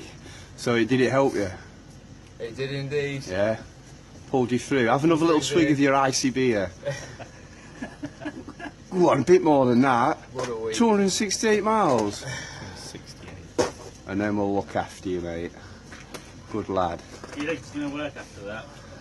Absolutely phenomenal. Still Yeah, smiling. so it's 268, not 280. Still smiling and Yeah, no, he's great. It was like that all the I'm way. not sure he'd want a mouthful of beer at the end of, at the end of that. It felt like it was necessary. Was he all right after? The pub was shut, so that was sat on that windowsill for a few hours. Hence, it was frozen. But Was he all right after? it's all right after. Yeah, very very tired. We both was, but that's it. That's the way them things roll. It's handshake at the end, and you go your separate ways. But yeah, that's ultra running. That's why it compels people. And that's why what I'm saying I got to see the execution there of that race and of what it means to people and of what it takes to finish these things. You know, my day job is I write the plan for it. So I write the training for it and support the runner through the training. But now and again, I will rock up and do things like that. Obviously, I can't do it for everybody. It just wouldn't. It's impossible. But to see it and to personally experience it is important because that can feed into the plan of what we need to prepare and just what it takes to actually get to the finish line. You know, most people, they're not going to do things like that. And I know most won't want to. But the point is, everybody's got their own spine. You know, everybody's got their own thing that they're mountain to climb if they're that way inclined. And I would suggest as well, I don't think it is a bad thing, you know, if people's never felt that fire. You know, it's just people don't need that. We need all kinds of different personalities and characters, and sometimes people are just content, and that's something that I actually envy if they're just okay. I don't think we should ever look down on people or want to inspire people that are not looking to be inspired and are genuinely not bothered. The problem is there's so many people that would say that and it's not true. They would like to be inspired. They would like to achieve something and they pretend they're content, and that's a different audience. They're people that you can perhaps reach eventually. But again, they're not going to be somebody who listens to a podcast like this. It's going to happen. It's going to have to happen within them. Inspiration means in spirit. It's something in them that takes a hold, and then they'll come to the podcast. So, you know, we're not trying to talk to everyone here. It's just a certain type of person that's already on the journey. It's harder, and that's why it's great what you do with schools, because you start to maybe open out an idea of something that we didn't have at school in the first place. And you know, a lot of people left school and went and worked in a factory or did whatever, did very little, if we're honest. But if they are happy doing that genuinely, then that's great. If they're content, I think it's got to be genuine now. You can't just say you are. And how do you know if you are? You know, there's a whole subject there of how do you know when you don't know what else there could be for you. And I think often people are content because they've never challenged themselves to what is their potential. If you ask someone, what is your potential? What could you really do? I think once the mind's open to what more they could do, I think then you start to get slightly discontent with just being okay, because you may want more. And if you're not, that's fine too. Because we all want that feeling of joy, fulfillment. Everyone gets it in different ways. I think lots of people may think they're content, but they've never really examined what more could they bring, what more could they show, what more could they leave. And when you get asked them questions, it's difficult to not answer them in your head. And what I love to see in people is when they answer them and go, I have got more, I want to be more, I want to do more, and now I'm going to do more. And they feel something that they never felt. And that's what I love about what you and I get to do. It's kind of opening people's minds to what's possible. What they do with it is entirely up to them. So the people that come to you then, so Ryan Wood was a different thing. Yeah. That was something that you helped him as a mate and you coached him as well towards that. So what's the general type of person that would approach you for some coaching? People who just love running and potentially looking to step up into ultra running. So we've got the aspirations to be an ultra runner, but quite often it's people that have run a few ultras and they're looking to get better at it. Clarify ultras. Ultra is above 26.2, so above marathon distance. So it could be anything. The classic distance is 100 mile, but it can be 50k, 30 odd mile, 50 mile, and anything above, and multi-days as well. But so it's people, it can be more experienced ultra runners as well that just looking to get better at it again. But normally the bulk of the runners that I work with, the people that's had a little go at it, winged it a little bit, know that they can't hit their bigger goals now if they keep doing that, and so they come to me. That's why it's big goal stuff. I'm helping people achieve perhaps the thing that they want to do, and then they'll move on. But they've got this huge goal that we, and I know what it means to them, and that's the whole point. And it is that, because they can't challenge themselves to this big goal if it's totally meaningless, and they don't want to commit to it. They've got to give so much time and so much energy in their training to do it. All I do is give them the strategy to help them along with that, and they do absolutely all the work thereafter. So it's great to work with people that are just like us, basically, that have got that drive. They're often driven in their jobs as well. Not always, because ultrarunning might be their hobby, their joy, so they focus just on that. I would say, actually, what you just said there about doing more as well, I actually feel, for me personally, and potentially a lot of other people, that it'd be less, but you do it better. So you do less, but have more impact. So don't look to do more and more kind of things, because that's what everybody's trying to do.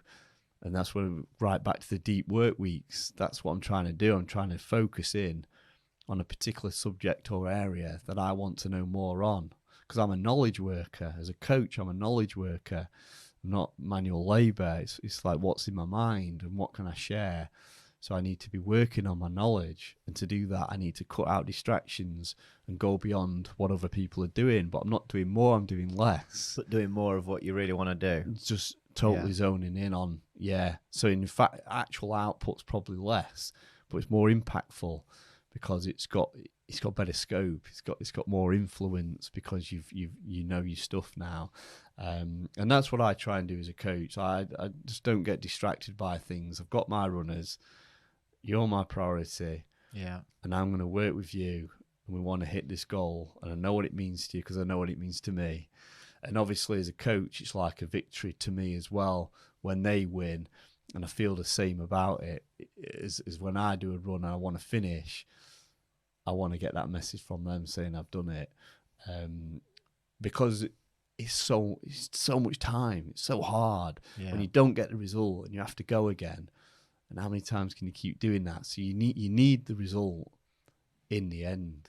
Well, I remember doing one of your events, because you host multiple events, don't you, from different distances with your own company. And I was doing your 40-mile ultra, And at about mile 30, a guy called Derek comes jogging past me, and his partner, wife, they was together on the run, Jill.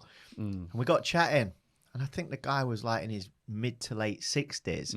And Jill wasn't far behind. And I'm like, I was probably in my late 30s, or maybe 40. And they ran past me, chatting. And they was telling me that they worked with you, had coaching to run. And I was thinking, wow, isn't that unbelievable that they only started running, I think, 3 years, 4 years prior to that race. They've obviously had the input from you to structure their training. And they're running past someone that's 25, 30 years younger. And I was like, wow, and them guys was encouraging me to keep going. I mean, unfortunately, they went wrong on that race. They got lost and they got disqualified, but they had it within their capacity to finish that race. And that really inspired me. That really impressed me that somebody in their 60s decides to take up ultra running, has the right input, and runs past people like half their age. And I was like, wow. Another one that I did when I did it with you and Laurel, our sister, a guy ran past me on the last lap of that one we were doing in the hills somewhere. And I thought he must have set a few laps out to rest. And he'd done more laps than me. So I said, how old are you? I think he said he was like 72. And I was like, this guy just drifted past me. So ultra running, the beauty of it is, it's not age limiting, is it? No.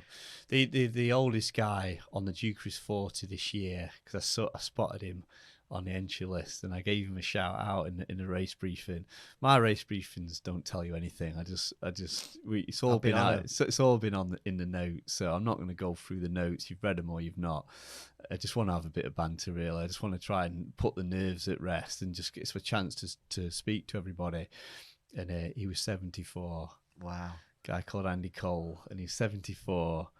And he put his hand up, and we all gave him a clap, and that's it. You know, I think you've got to be 21 to run an ultra. So did he finish it? Yeah, no bother, no problem, nowhere near the back. Wow. And I managed to speak to him just briefly at an aid station, and he'd been a climber.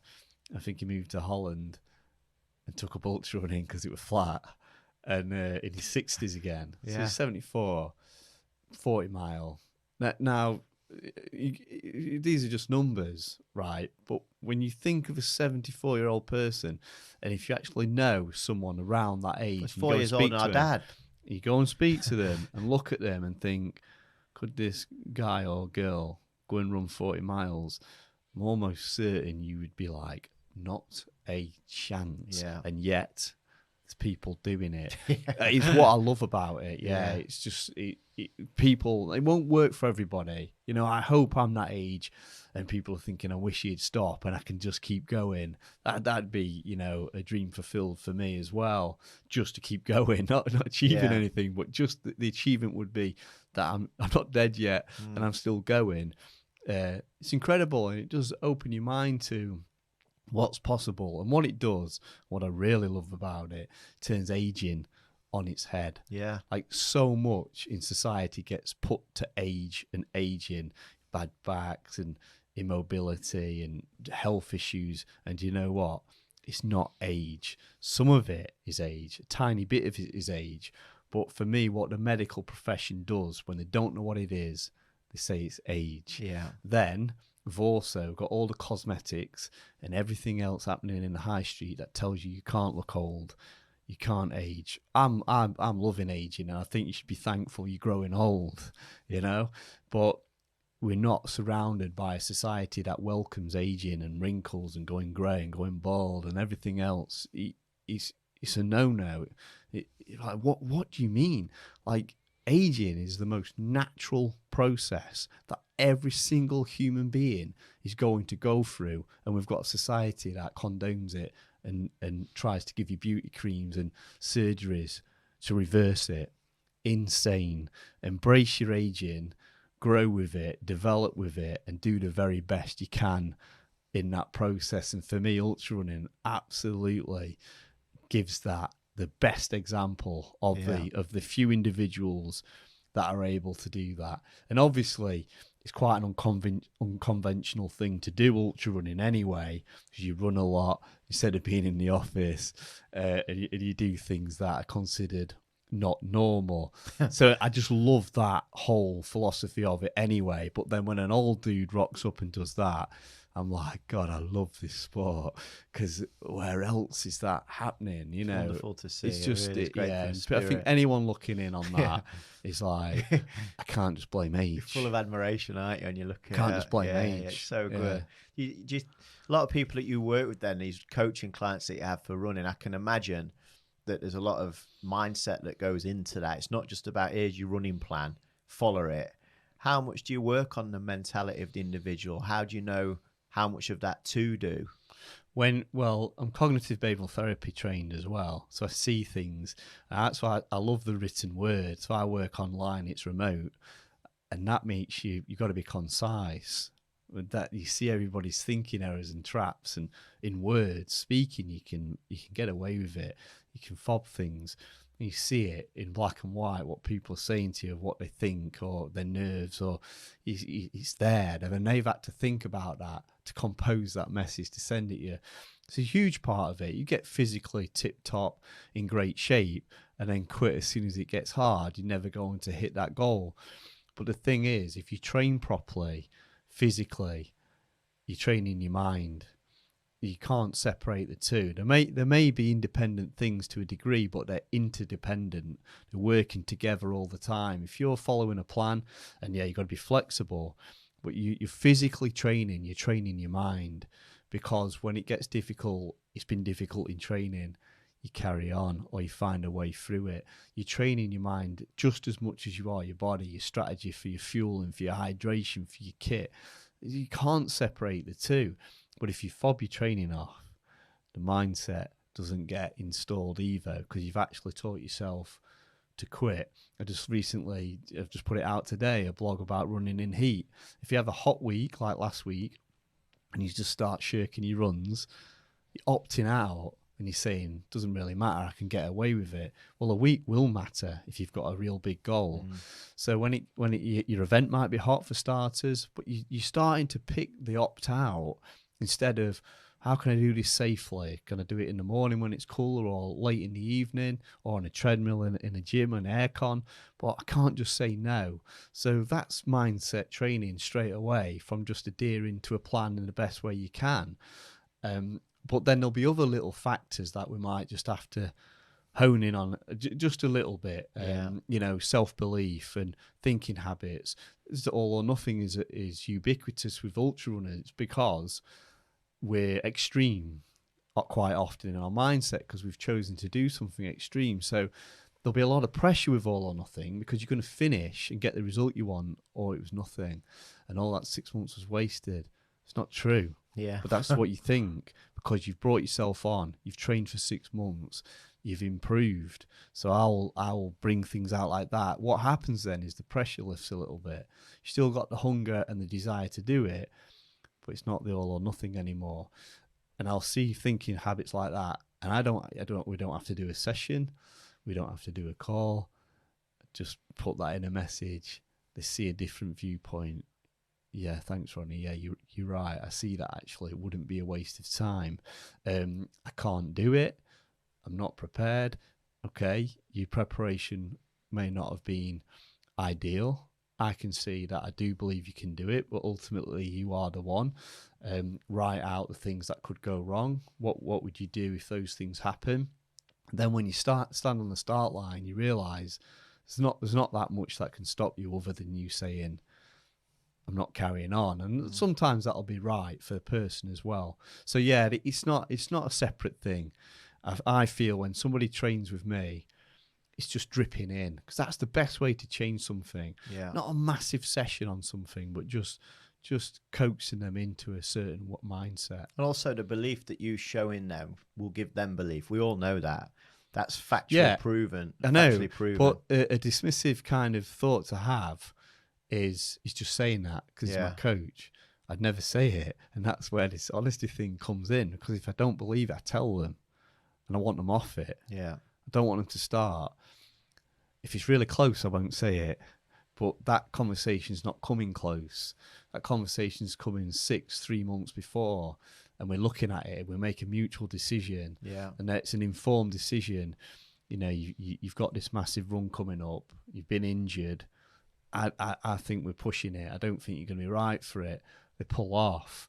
So, if we get into it, and I don't think they can do it, I'm not going to tell them that, because they might do it. And there's nothing to be gained then by me saying you can't do this. Yeah. So I will, in that scenario, say, come on, you know, just give it everything, because I believe that. But I might be fearful they're not ready. Yeah. But that's sometimes that's life, and that's the way it is. And training hasn't gone to plan, and they've not been able to execute the plan. So yeah, we get people are. That's a massive part of coaching is people go, I'm thinking about this next year. What do you think? And what would my build-up events be? And we agree that. And I can see their experience level. I can see what they're doing now.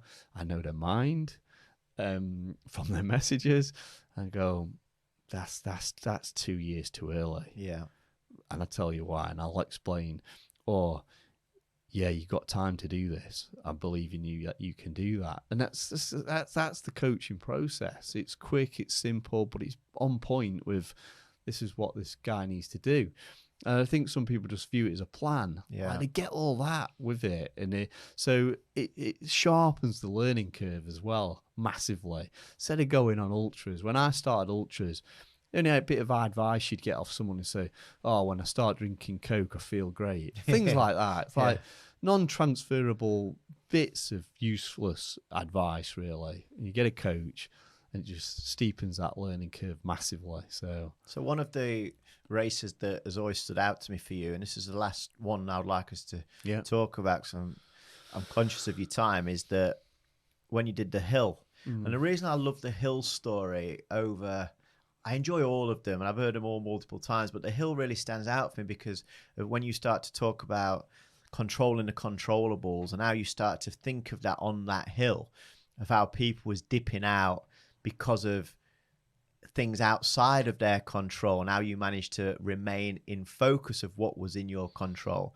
So if you wouldn't mind, just give us a brief of what the hill actually is, what got you to want to do the hill, and then what you learnt about yourself and about others as well as you're going up and down the same hill. Yeah, same hill. Yeah, so it was Shining Tor in the Peak District. It was December.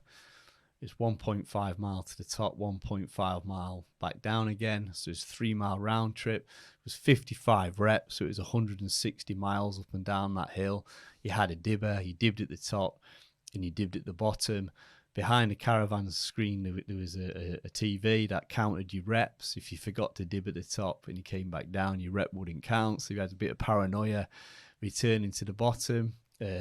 I wanted to do it because in its first year, I think 2013, only one guy finished, a guy called John Steele. And he finished, you had 48 hours to do it, and he did it in 47 and a half, I believe. So it was tight even for the one that did finish. So I thought, why is it so hard? You got to go and do something like that. You can't just say I could do that. I'm not into that. If you think you can do it, you got to show me you can do it. So I've got to go the next year. I think 23 of us started. Is that all enters 23? There was 23 that started. Yeah, that's all that entered. It was -7. It started on a Friday night. You can't even see the hill. Starts and finishes from a pub. It's not on now, this race, but it starts and finishes from a pub.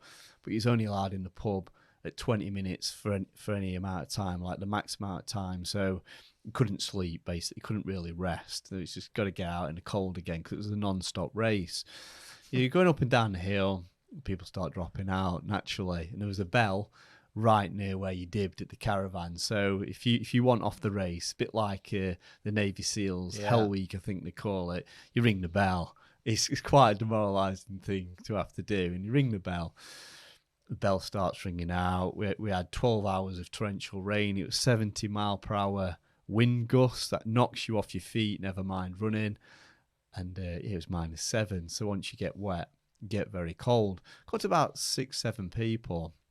And just the little exchanges, you heard what people were saying. So how long when you got to the last 6 or 7 people had you been going for approximately? Probably about 120 odd miles. How long was that?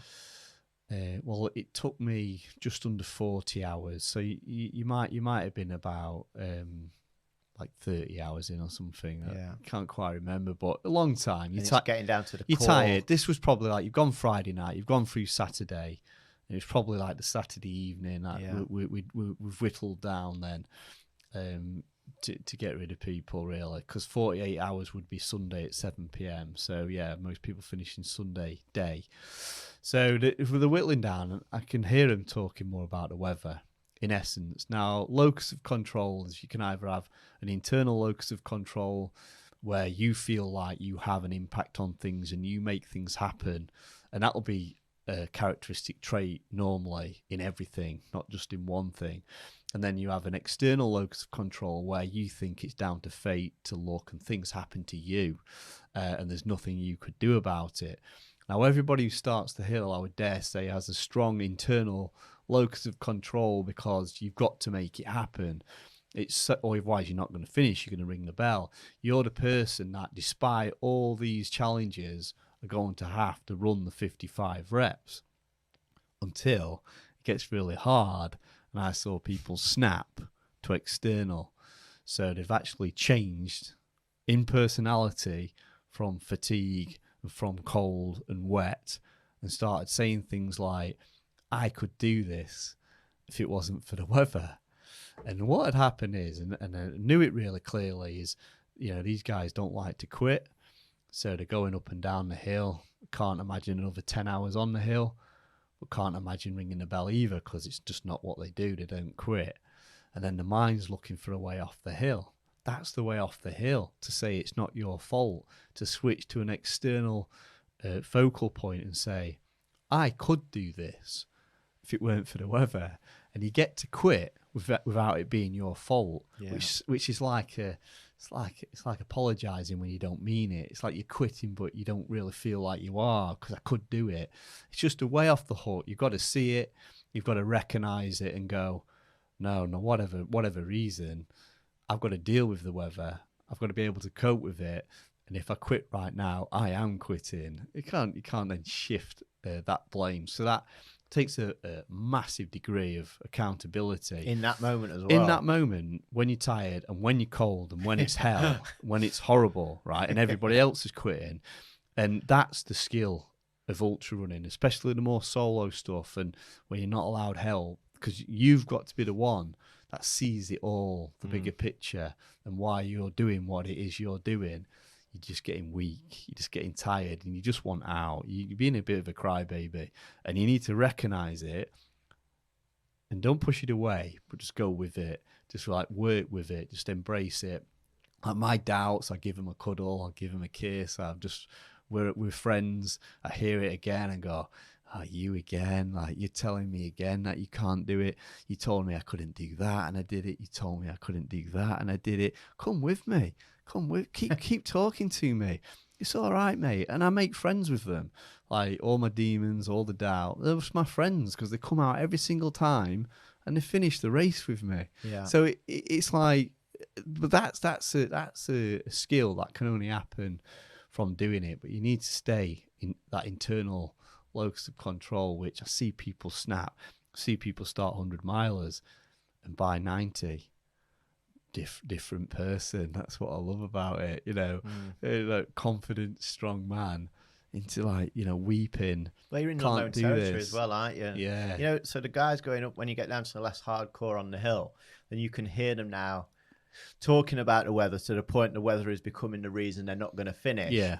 Did they overcome that, or was that their way out that was they the way justified out. in that That's moment? the way out. Anyone who said that rang the bell. 3 finished that year, and I finished in second place, just under the 40 hours. And everyone who got too obsessed with the weather rang the bell. When it's got like a 94% fail rate, you're going to have to. But this is the whole thing about where I was coming from right at the start of this with the mindset. I was completely unreasonable. On the 5th rep, I really badly rolled my ankle and thought I might have broken it. But it turns out every ligament in my ankle was really badly strained. So I had to do like 140 odd mile on this really bad ankle as well. It was completely unreasonable. I'm not saying this is a good thing. that's where I was. Whether I would be now, I can't honestly answer because I've not been really pushed into that place. But my only way off that hill was 55 reps. That's the bell had nothing to do with me. I didn't even understand. It's as if I can't see it. I'm not tempted that it's there. That bell's for other people. I don't even know what it does. Like I can't even see it. So I'm not tempted by something I can't see. That was how blinkered I could get and be.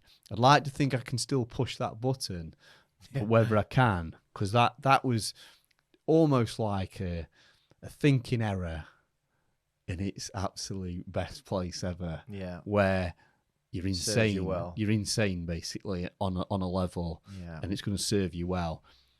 Come to daily life, it's going to beat you down, and that's exactly what happened. Yeah. So, people that do these kind of things might struggle day to day, and as a coach, that's definitely something that I spot, recognise, try and chill them out a little bit day to day, like a David Goggins type. Go. Yeah. David Goggins, as far as I can see, is pretty screwed now, physically. It's why. Yeah. So you got to look bigger picture. You go. I love David Goggins. You press start on that when you're on the start line, and then you make sure you hit stop when you finish. And I think that is a difficulty to do because it's you. It's part of who you've become, and it's giving you success. So that's all you know. Like you said, that's all you knew of how to be until you learnt how to be another way. I couldn't do it.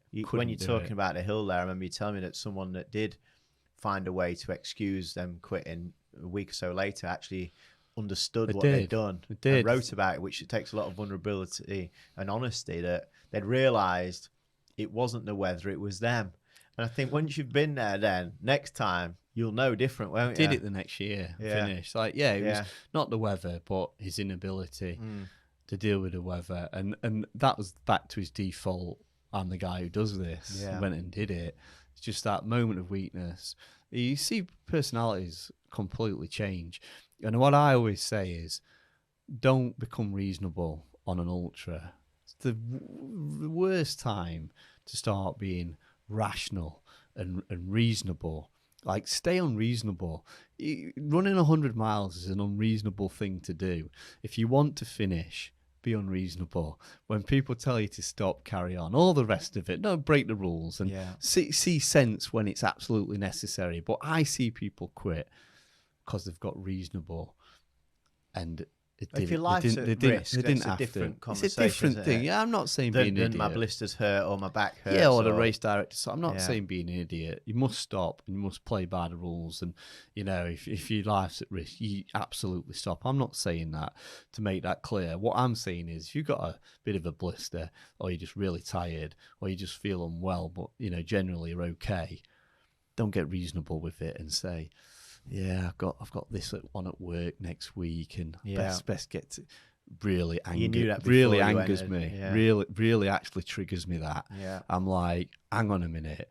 You're the guy from his living room who entered this race from the comfort, and now you're in the hard place. You want the comfort again, and you're getting all reasonable. Like, you knew it might come to this, so see it through. Yeah. Get all these things you're giving me about the kids' school run and stuff like this. Oh, please. Well, they knew that was there, didn't they? They knew it was there. And it all, they can't argue with it, and it's not for me to argue with it, because it all makes sense, and it's all reasonable stuff. Yeah. So their crew or their loved ones go, yeah, you're right, love, you stop. Yeah. I just never go that place unless they're really in a bad place. I'm like, no, like, finish it. You've done all this work, get your result, and then if you want to be reasonable after, we'll flip that switch. But don't get reasonable on an ultra. It's an unreasonable thing to do. Isn't it interesting that you've got this mentality, which like now you've learned how to utilize it for your best abilities and how to manage it when necessary. That our sister also, Laurel, is also an ultra runner, and I saw photographs yesterday when I was looking through yours of her blister was uncomprehendable, like tennis ball on both sides of her ankle, and she's done these extreme runs too. And her mentality is very, she's not like you, which has got that same desire to finish, hasn't she? Yeah, To start, and she just got a. I mean, how would you describe her mentality? Because you're like you are, she's different, yet she's still got that start and finish. I think for Laurel, for being totally honest, I think it's more fear-driven, more of a fear of failure. Right. Like I can't fail, and that's what I perhaps started out with and got rid of that. And so she's perhaps driven, and I see other runners with it as well, driven from the negative, which is a very powerful driver.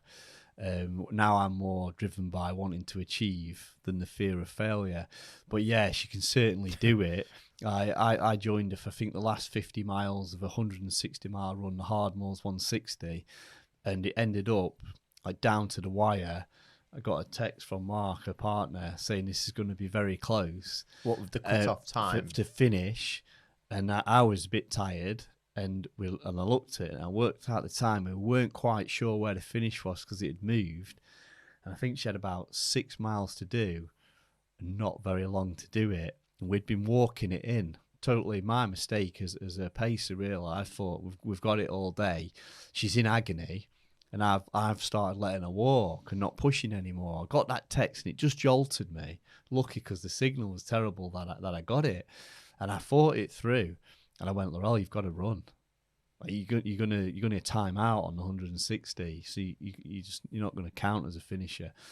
And just that, got to go in. And from the agony of walking slowly, she got back running, and she got back running properly, like you would jog as well.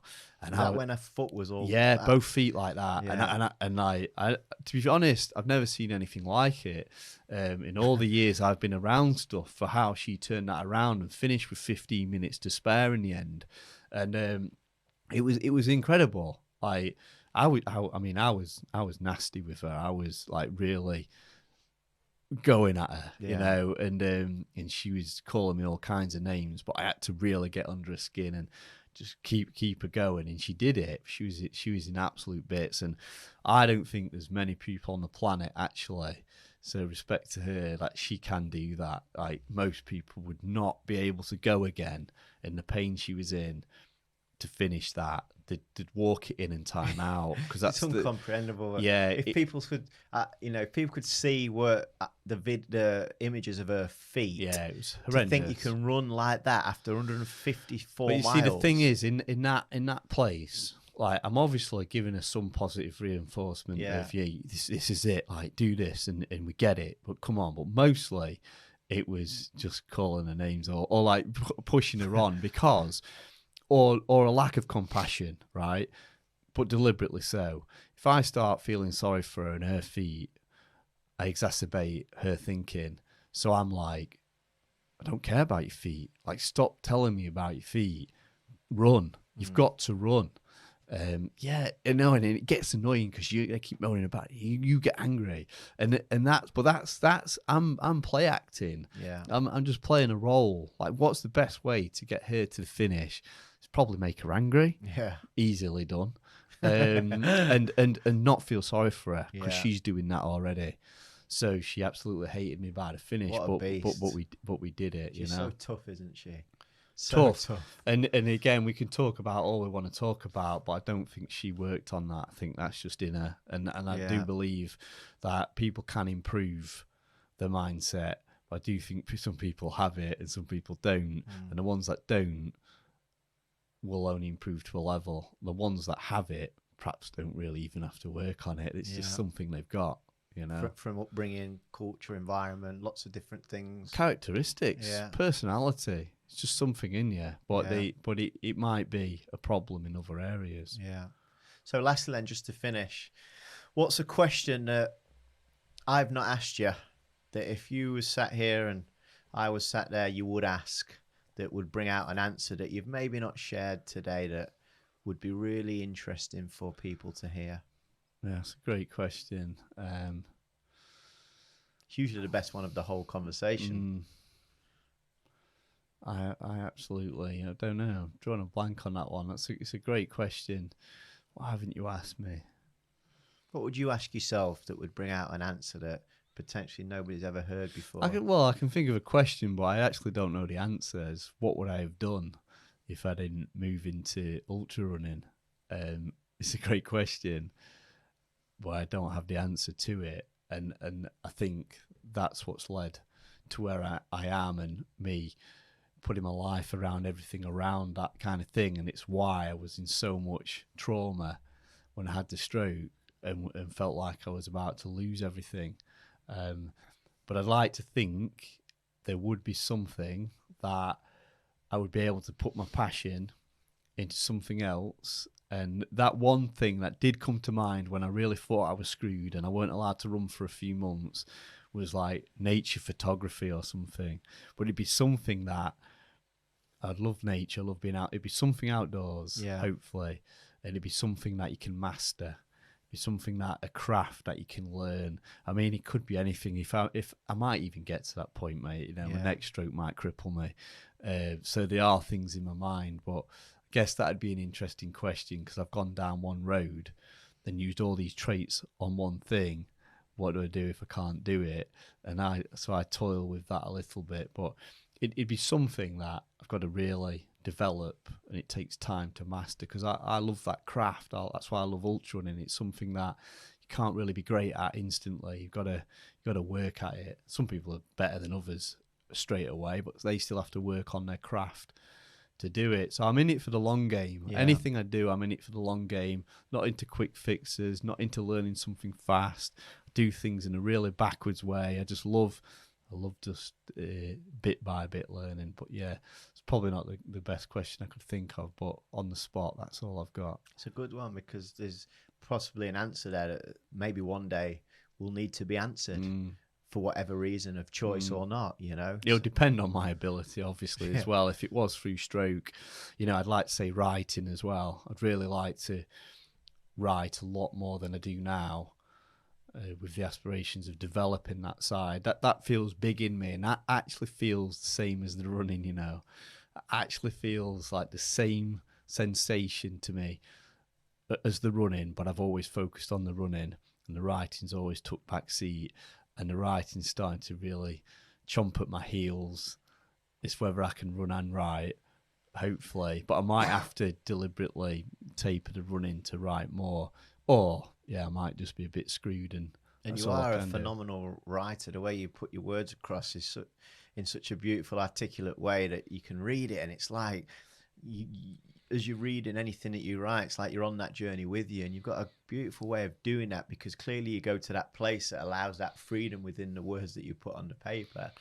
And you've got a great following because people can really relate to your authenticity and the genuine person that you show from all that you do. There's no fake, you know, there's no fraudster there. Everything that you do is you. You've done what you've said you've done. You help other people do some of the things that you may have done. And it comes through in everything that you do. I always say to you, I think it'd be great to grow that more, to help more people. And then the challenge comes with, like you say, your personality type of that all in and prefer to be more introvert in your behaviours and actually out there. And it'd be interesting over the next few years of how you do transition into writing and running and where that takes you to, because there's clearly a book there. My biggest problem with the writing is there's a lot of runners writing about their running, and I'm here, we're talking about me, we're talking about life. I'm kind of tired of me, and so it'd be what I write about. If it's not new, I don't want to go there. If it's not novel, if it's not authentic, I'm not bothered. Yeah. I'm not going to write a half decent book like other runners have done about their journey. I mean, because I'm not a great ultra runner, it's boring anyway, because I might have achieved okay and I've done decent for me, but comparably, I'm not even good at it. So there's not a book there, but there's slants in it. But there's a lot of people, again, that have written running books about life. So some of them are not very good. So it's about what I write, and that's what's holding me back, because the things that I want to share, I perhaps do get an imposter syndrome of who are you to write about that? What are you not qualified to? Things like that. So I'm going to have to find my angle. Yeah. to write, and until that, because of my personality, I think it you ain't find gonna that in come your out. daily sharing of the stuff that Yeah. you put out there. It's very rarely Yeah. about running. It's about your philosophy of situations and life, of what you see and But what again, you to feel. put that in a book, who am I to do that? So it'd have to work, and I haven't figured that out yet. Yeah. I will do. I hope. It's an ambition to do that. So watch this space with it. You got anything you'd like to ask me before we come off air and the lights turned off for this Yeah. episode? If you started training for Robin Hood 100 2024 yet? I have. Yeah. I've started training. My main focus was, you said to me after last time when it didn't work for me, you said get healthy. Your main focus has got to be to get healthy before you start to attempt these things. So started a new health campaign over the last few months. Already I'm like 18 months ahead of where I was last time, really, Yeah. or a year ahead. Yeah. So my focus has been lose weight, get leaner, get fitter, get more mobile, be uncomfortable more often than I was. So Yeah. when it gets uncomfy, I'm ready for it. So I'm already mentally training for it, and I'm physically training. So right now, as I sit here, I'm feeling great mental, a great mental place to be ready for what's to come. Physically at the moment, I've got some ailments that I'm taking care of to make sure that they don't get in the way. Because at the moment, physically, I just can't run through an injury, if you want to call it that. But my health is better than it's ever been, and I fell short last time for many different reasons. So I've learned from that. So yes, the answer is yes. That's great, and because the point is why I asked the question is, it's obviously next year, next September, but if you don't start now, you end up in the same position of just chasing time, and see that a lot in runners that knock stuff down the road, but then don't start proper training early enough again. Yeah. So you've got to find urgency. For you to achieve that 100, I think you do have to be starting now, and you do have to be getting healthy. The running comes after the health. You can't run from ill health, and you can't run and then get healthy. Some people kind of pull that off, but ordinarily, if you're unhealthy and you start running a lot, and you keep your unhealthy habits, you're just going to dig a hole for yourself. So you get right, you get healthy, look after yourself, and train from that. Well, so yeah, look it's forward funny, to that. April the 1st, 2023 was when I started. Yeah. My mind Yeah. was ready now for Yeah. September 2024. And when you say that, people That's might what you say, need, though. What are you training for? And I say, an ultra marathon in September 2024. And they're like, yeah, but that's so far That's away. what you need, though. But I definitely knew I Yeah, needed that yeah. because of what happened last Someone time. else wouldn't. Like if Yeah. you're doing it, a good ultra runner can do it off 6-7 weeks. Yeah. But you need that. You've got a lot to do. Yeah. And also within that, you pick up things that's miss a week here, 2 weeks there. Yeah, of course. You know, for my last 6 weeks of that 100 miler, I couldn't run No. through injury. So I just didn't have the right preparation. I don't know, there's lots of things. But I'm excited about that because it's really in my mind now. Whenever I don't fancy doing any exercise, that's there. It's a great goal. Just go and do it. Just do a little bit. Do half an hour. Do 45 minutes. So I'm getting a consistency. And what I'm doing, which let me down last time, is I'm putting it in my life as a must. You've got to do it. So that time that I'm putting in has become a habit of scheduling my life to be able to exercise, which now that will get replaced from weight training and going out on different walks and stuff. It'll be for running.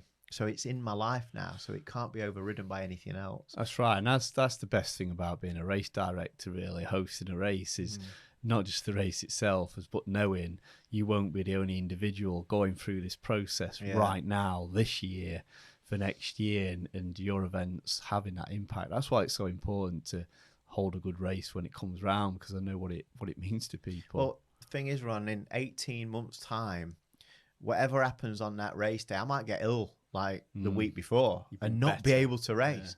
Yeah. I'm 18 months healthier, fitter, better. That's right. Because of that goal in mind. Now, to me, completing the 100 miler, I really want to do it. What's more important to me is that I really become healthy and have great energy to do what I love more often. That's what's really important. So that's kind of the great to say I've done a 100 miler. More importantly for me, it's what I will become through that process in all different parts of my life. And the message it gives to my own children too, that they can see their dad doing something so great because they've seen me fail. Now I'm saying to them, September 2024, and they're like, well, Dad, last time you know, you got to mile 74, what's going to be different? I'm like, well, this is going to be different. So it's like that feeling of I've got to show them, not just myself, that I can do it. Or what does that say to them? I fell short through my own fault. How do I then put that right? So I think there's lots of messages there that I use as emotional leverage to do what's necessary, maybe when I don't want to. It's been great speaking to you again. For those that are listening or watching this, where can they find you online? Where can they come across you? And if they are interested in entering an ultra marathon, just tell us about where they find you and how they access any of your events. Instagram is probably the best place, ronniestaton.coach, to follow me, although I'm not that active on it. And I've got a website as well, www.ronniestaton.coach.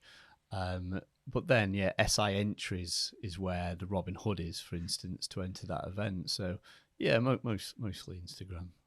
Thank you. Been a wonderful conversation, and I said this last time, but it's a real privilege to be your brother and learn from you. Because when we was very young, I left. I left when I was 14. You'd have been probably 12 years of age then.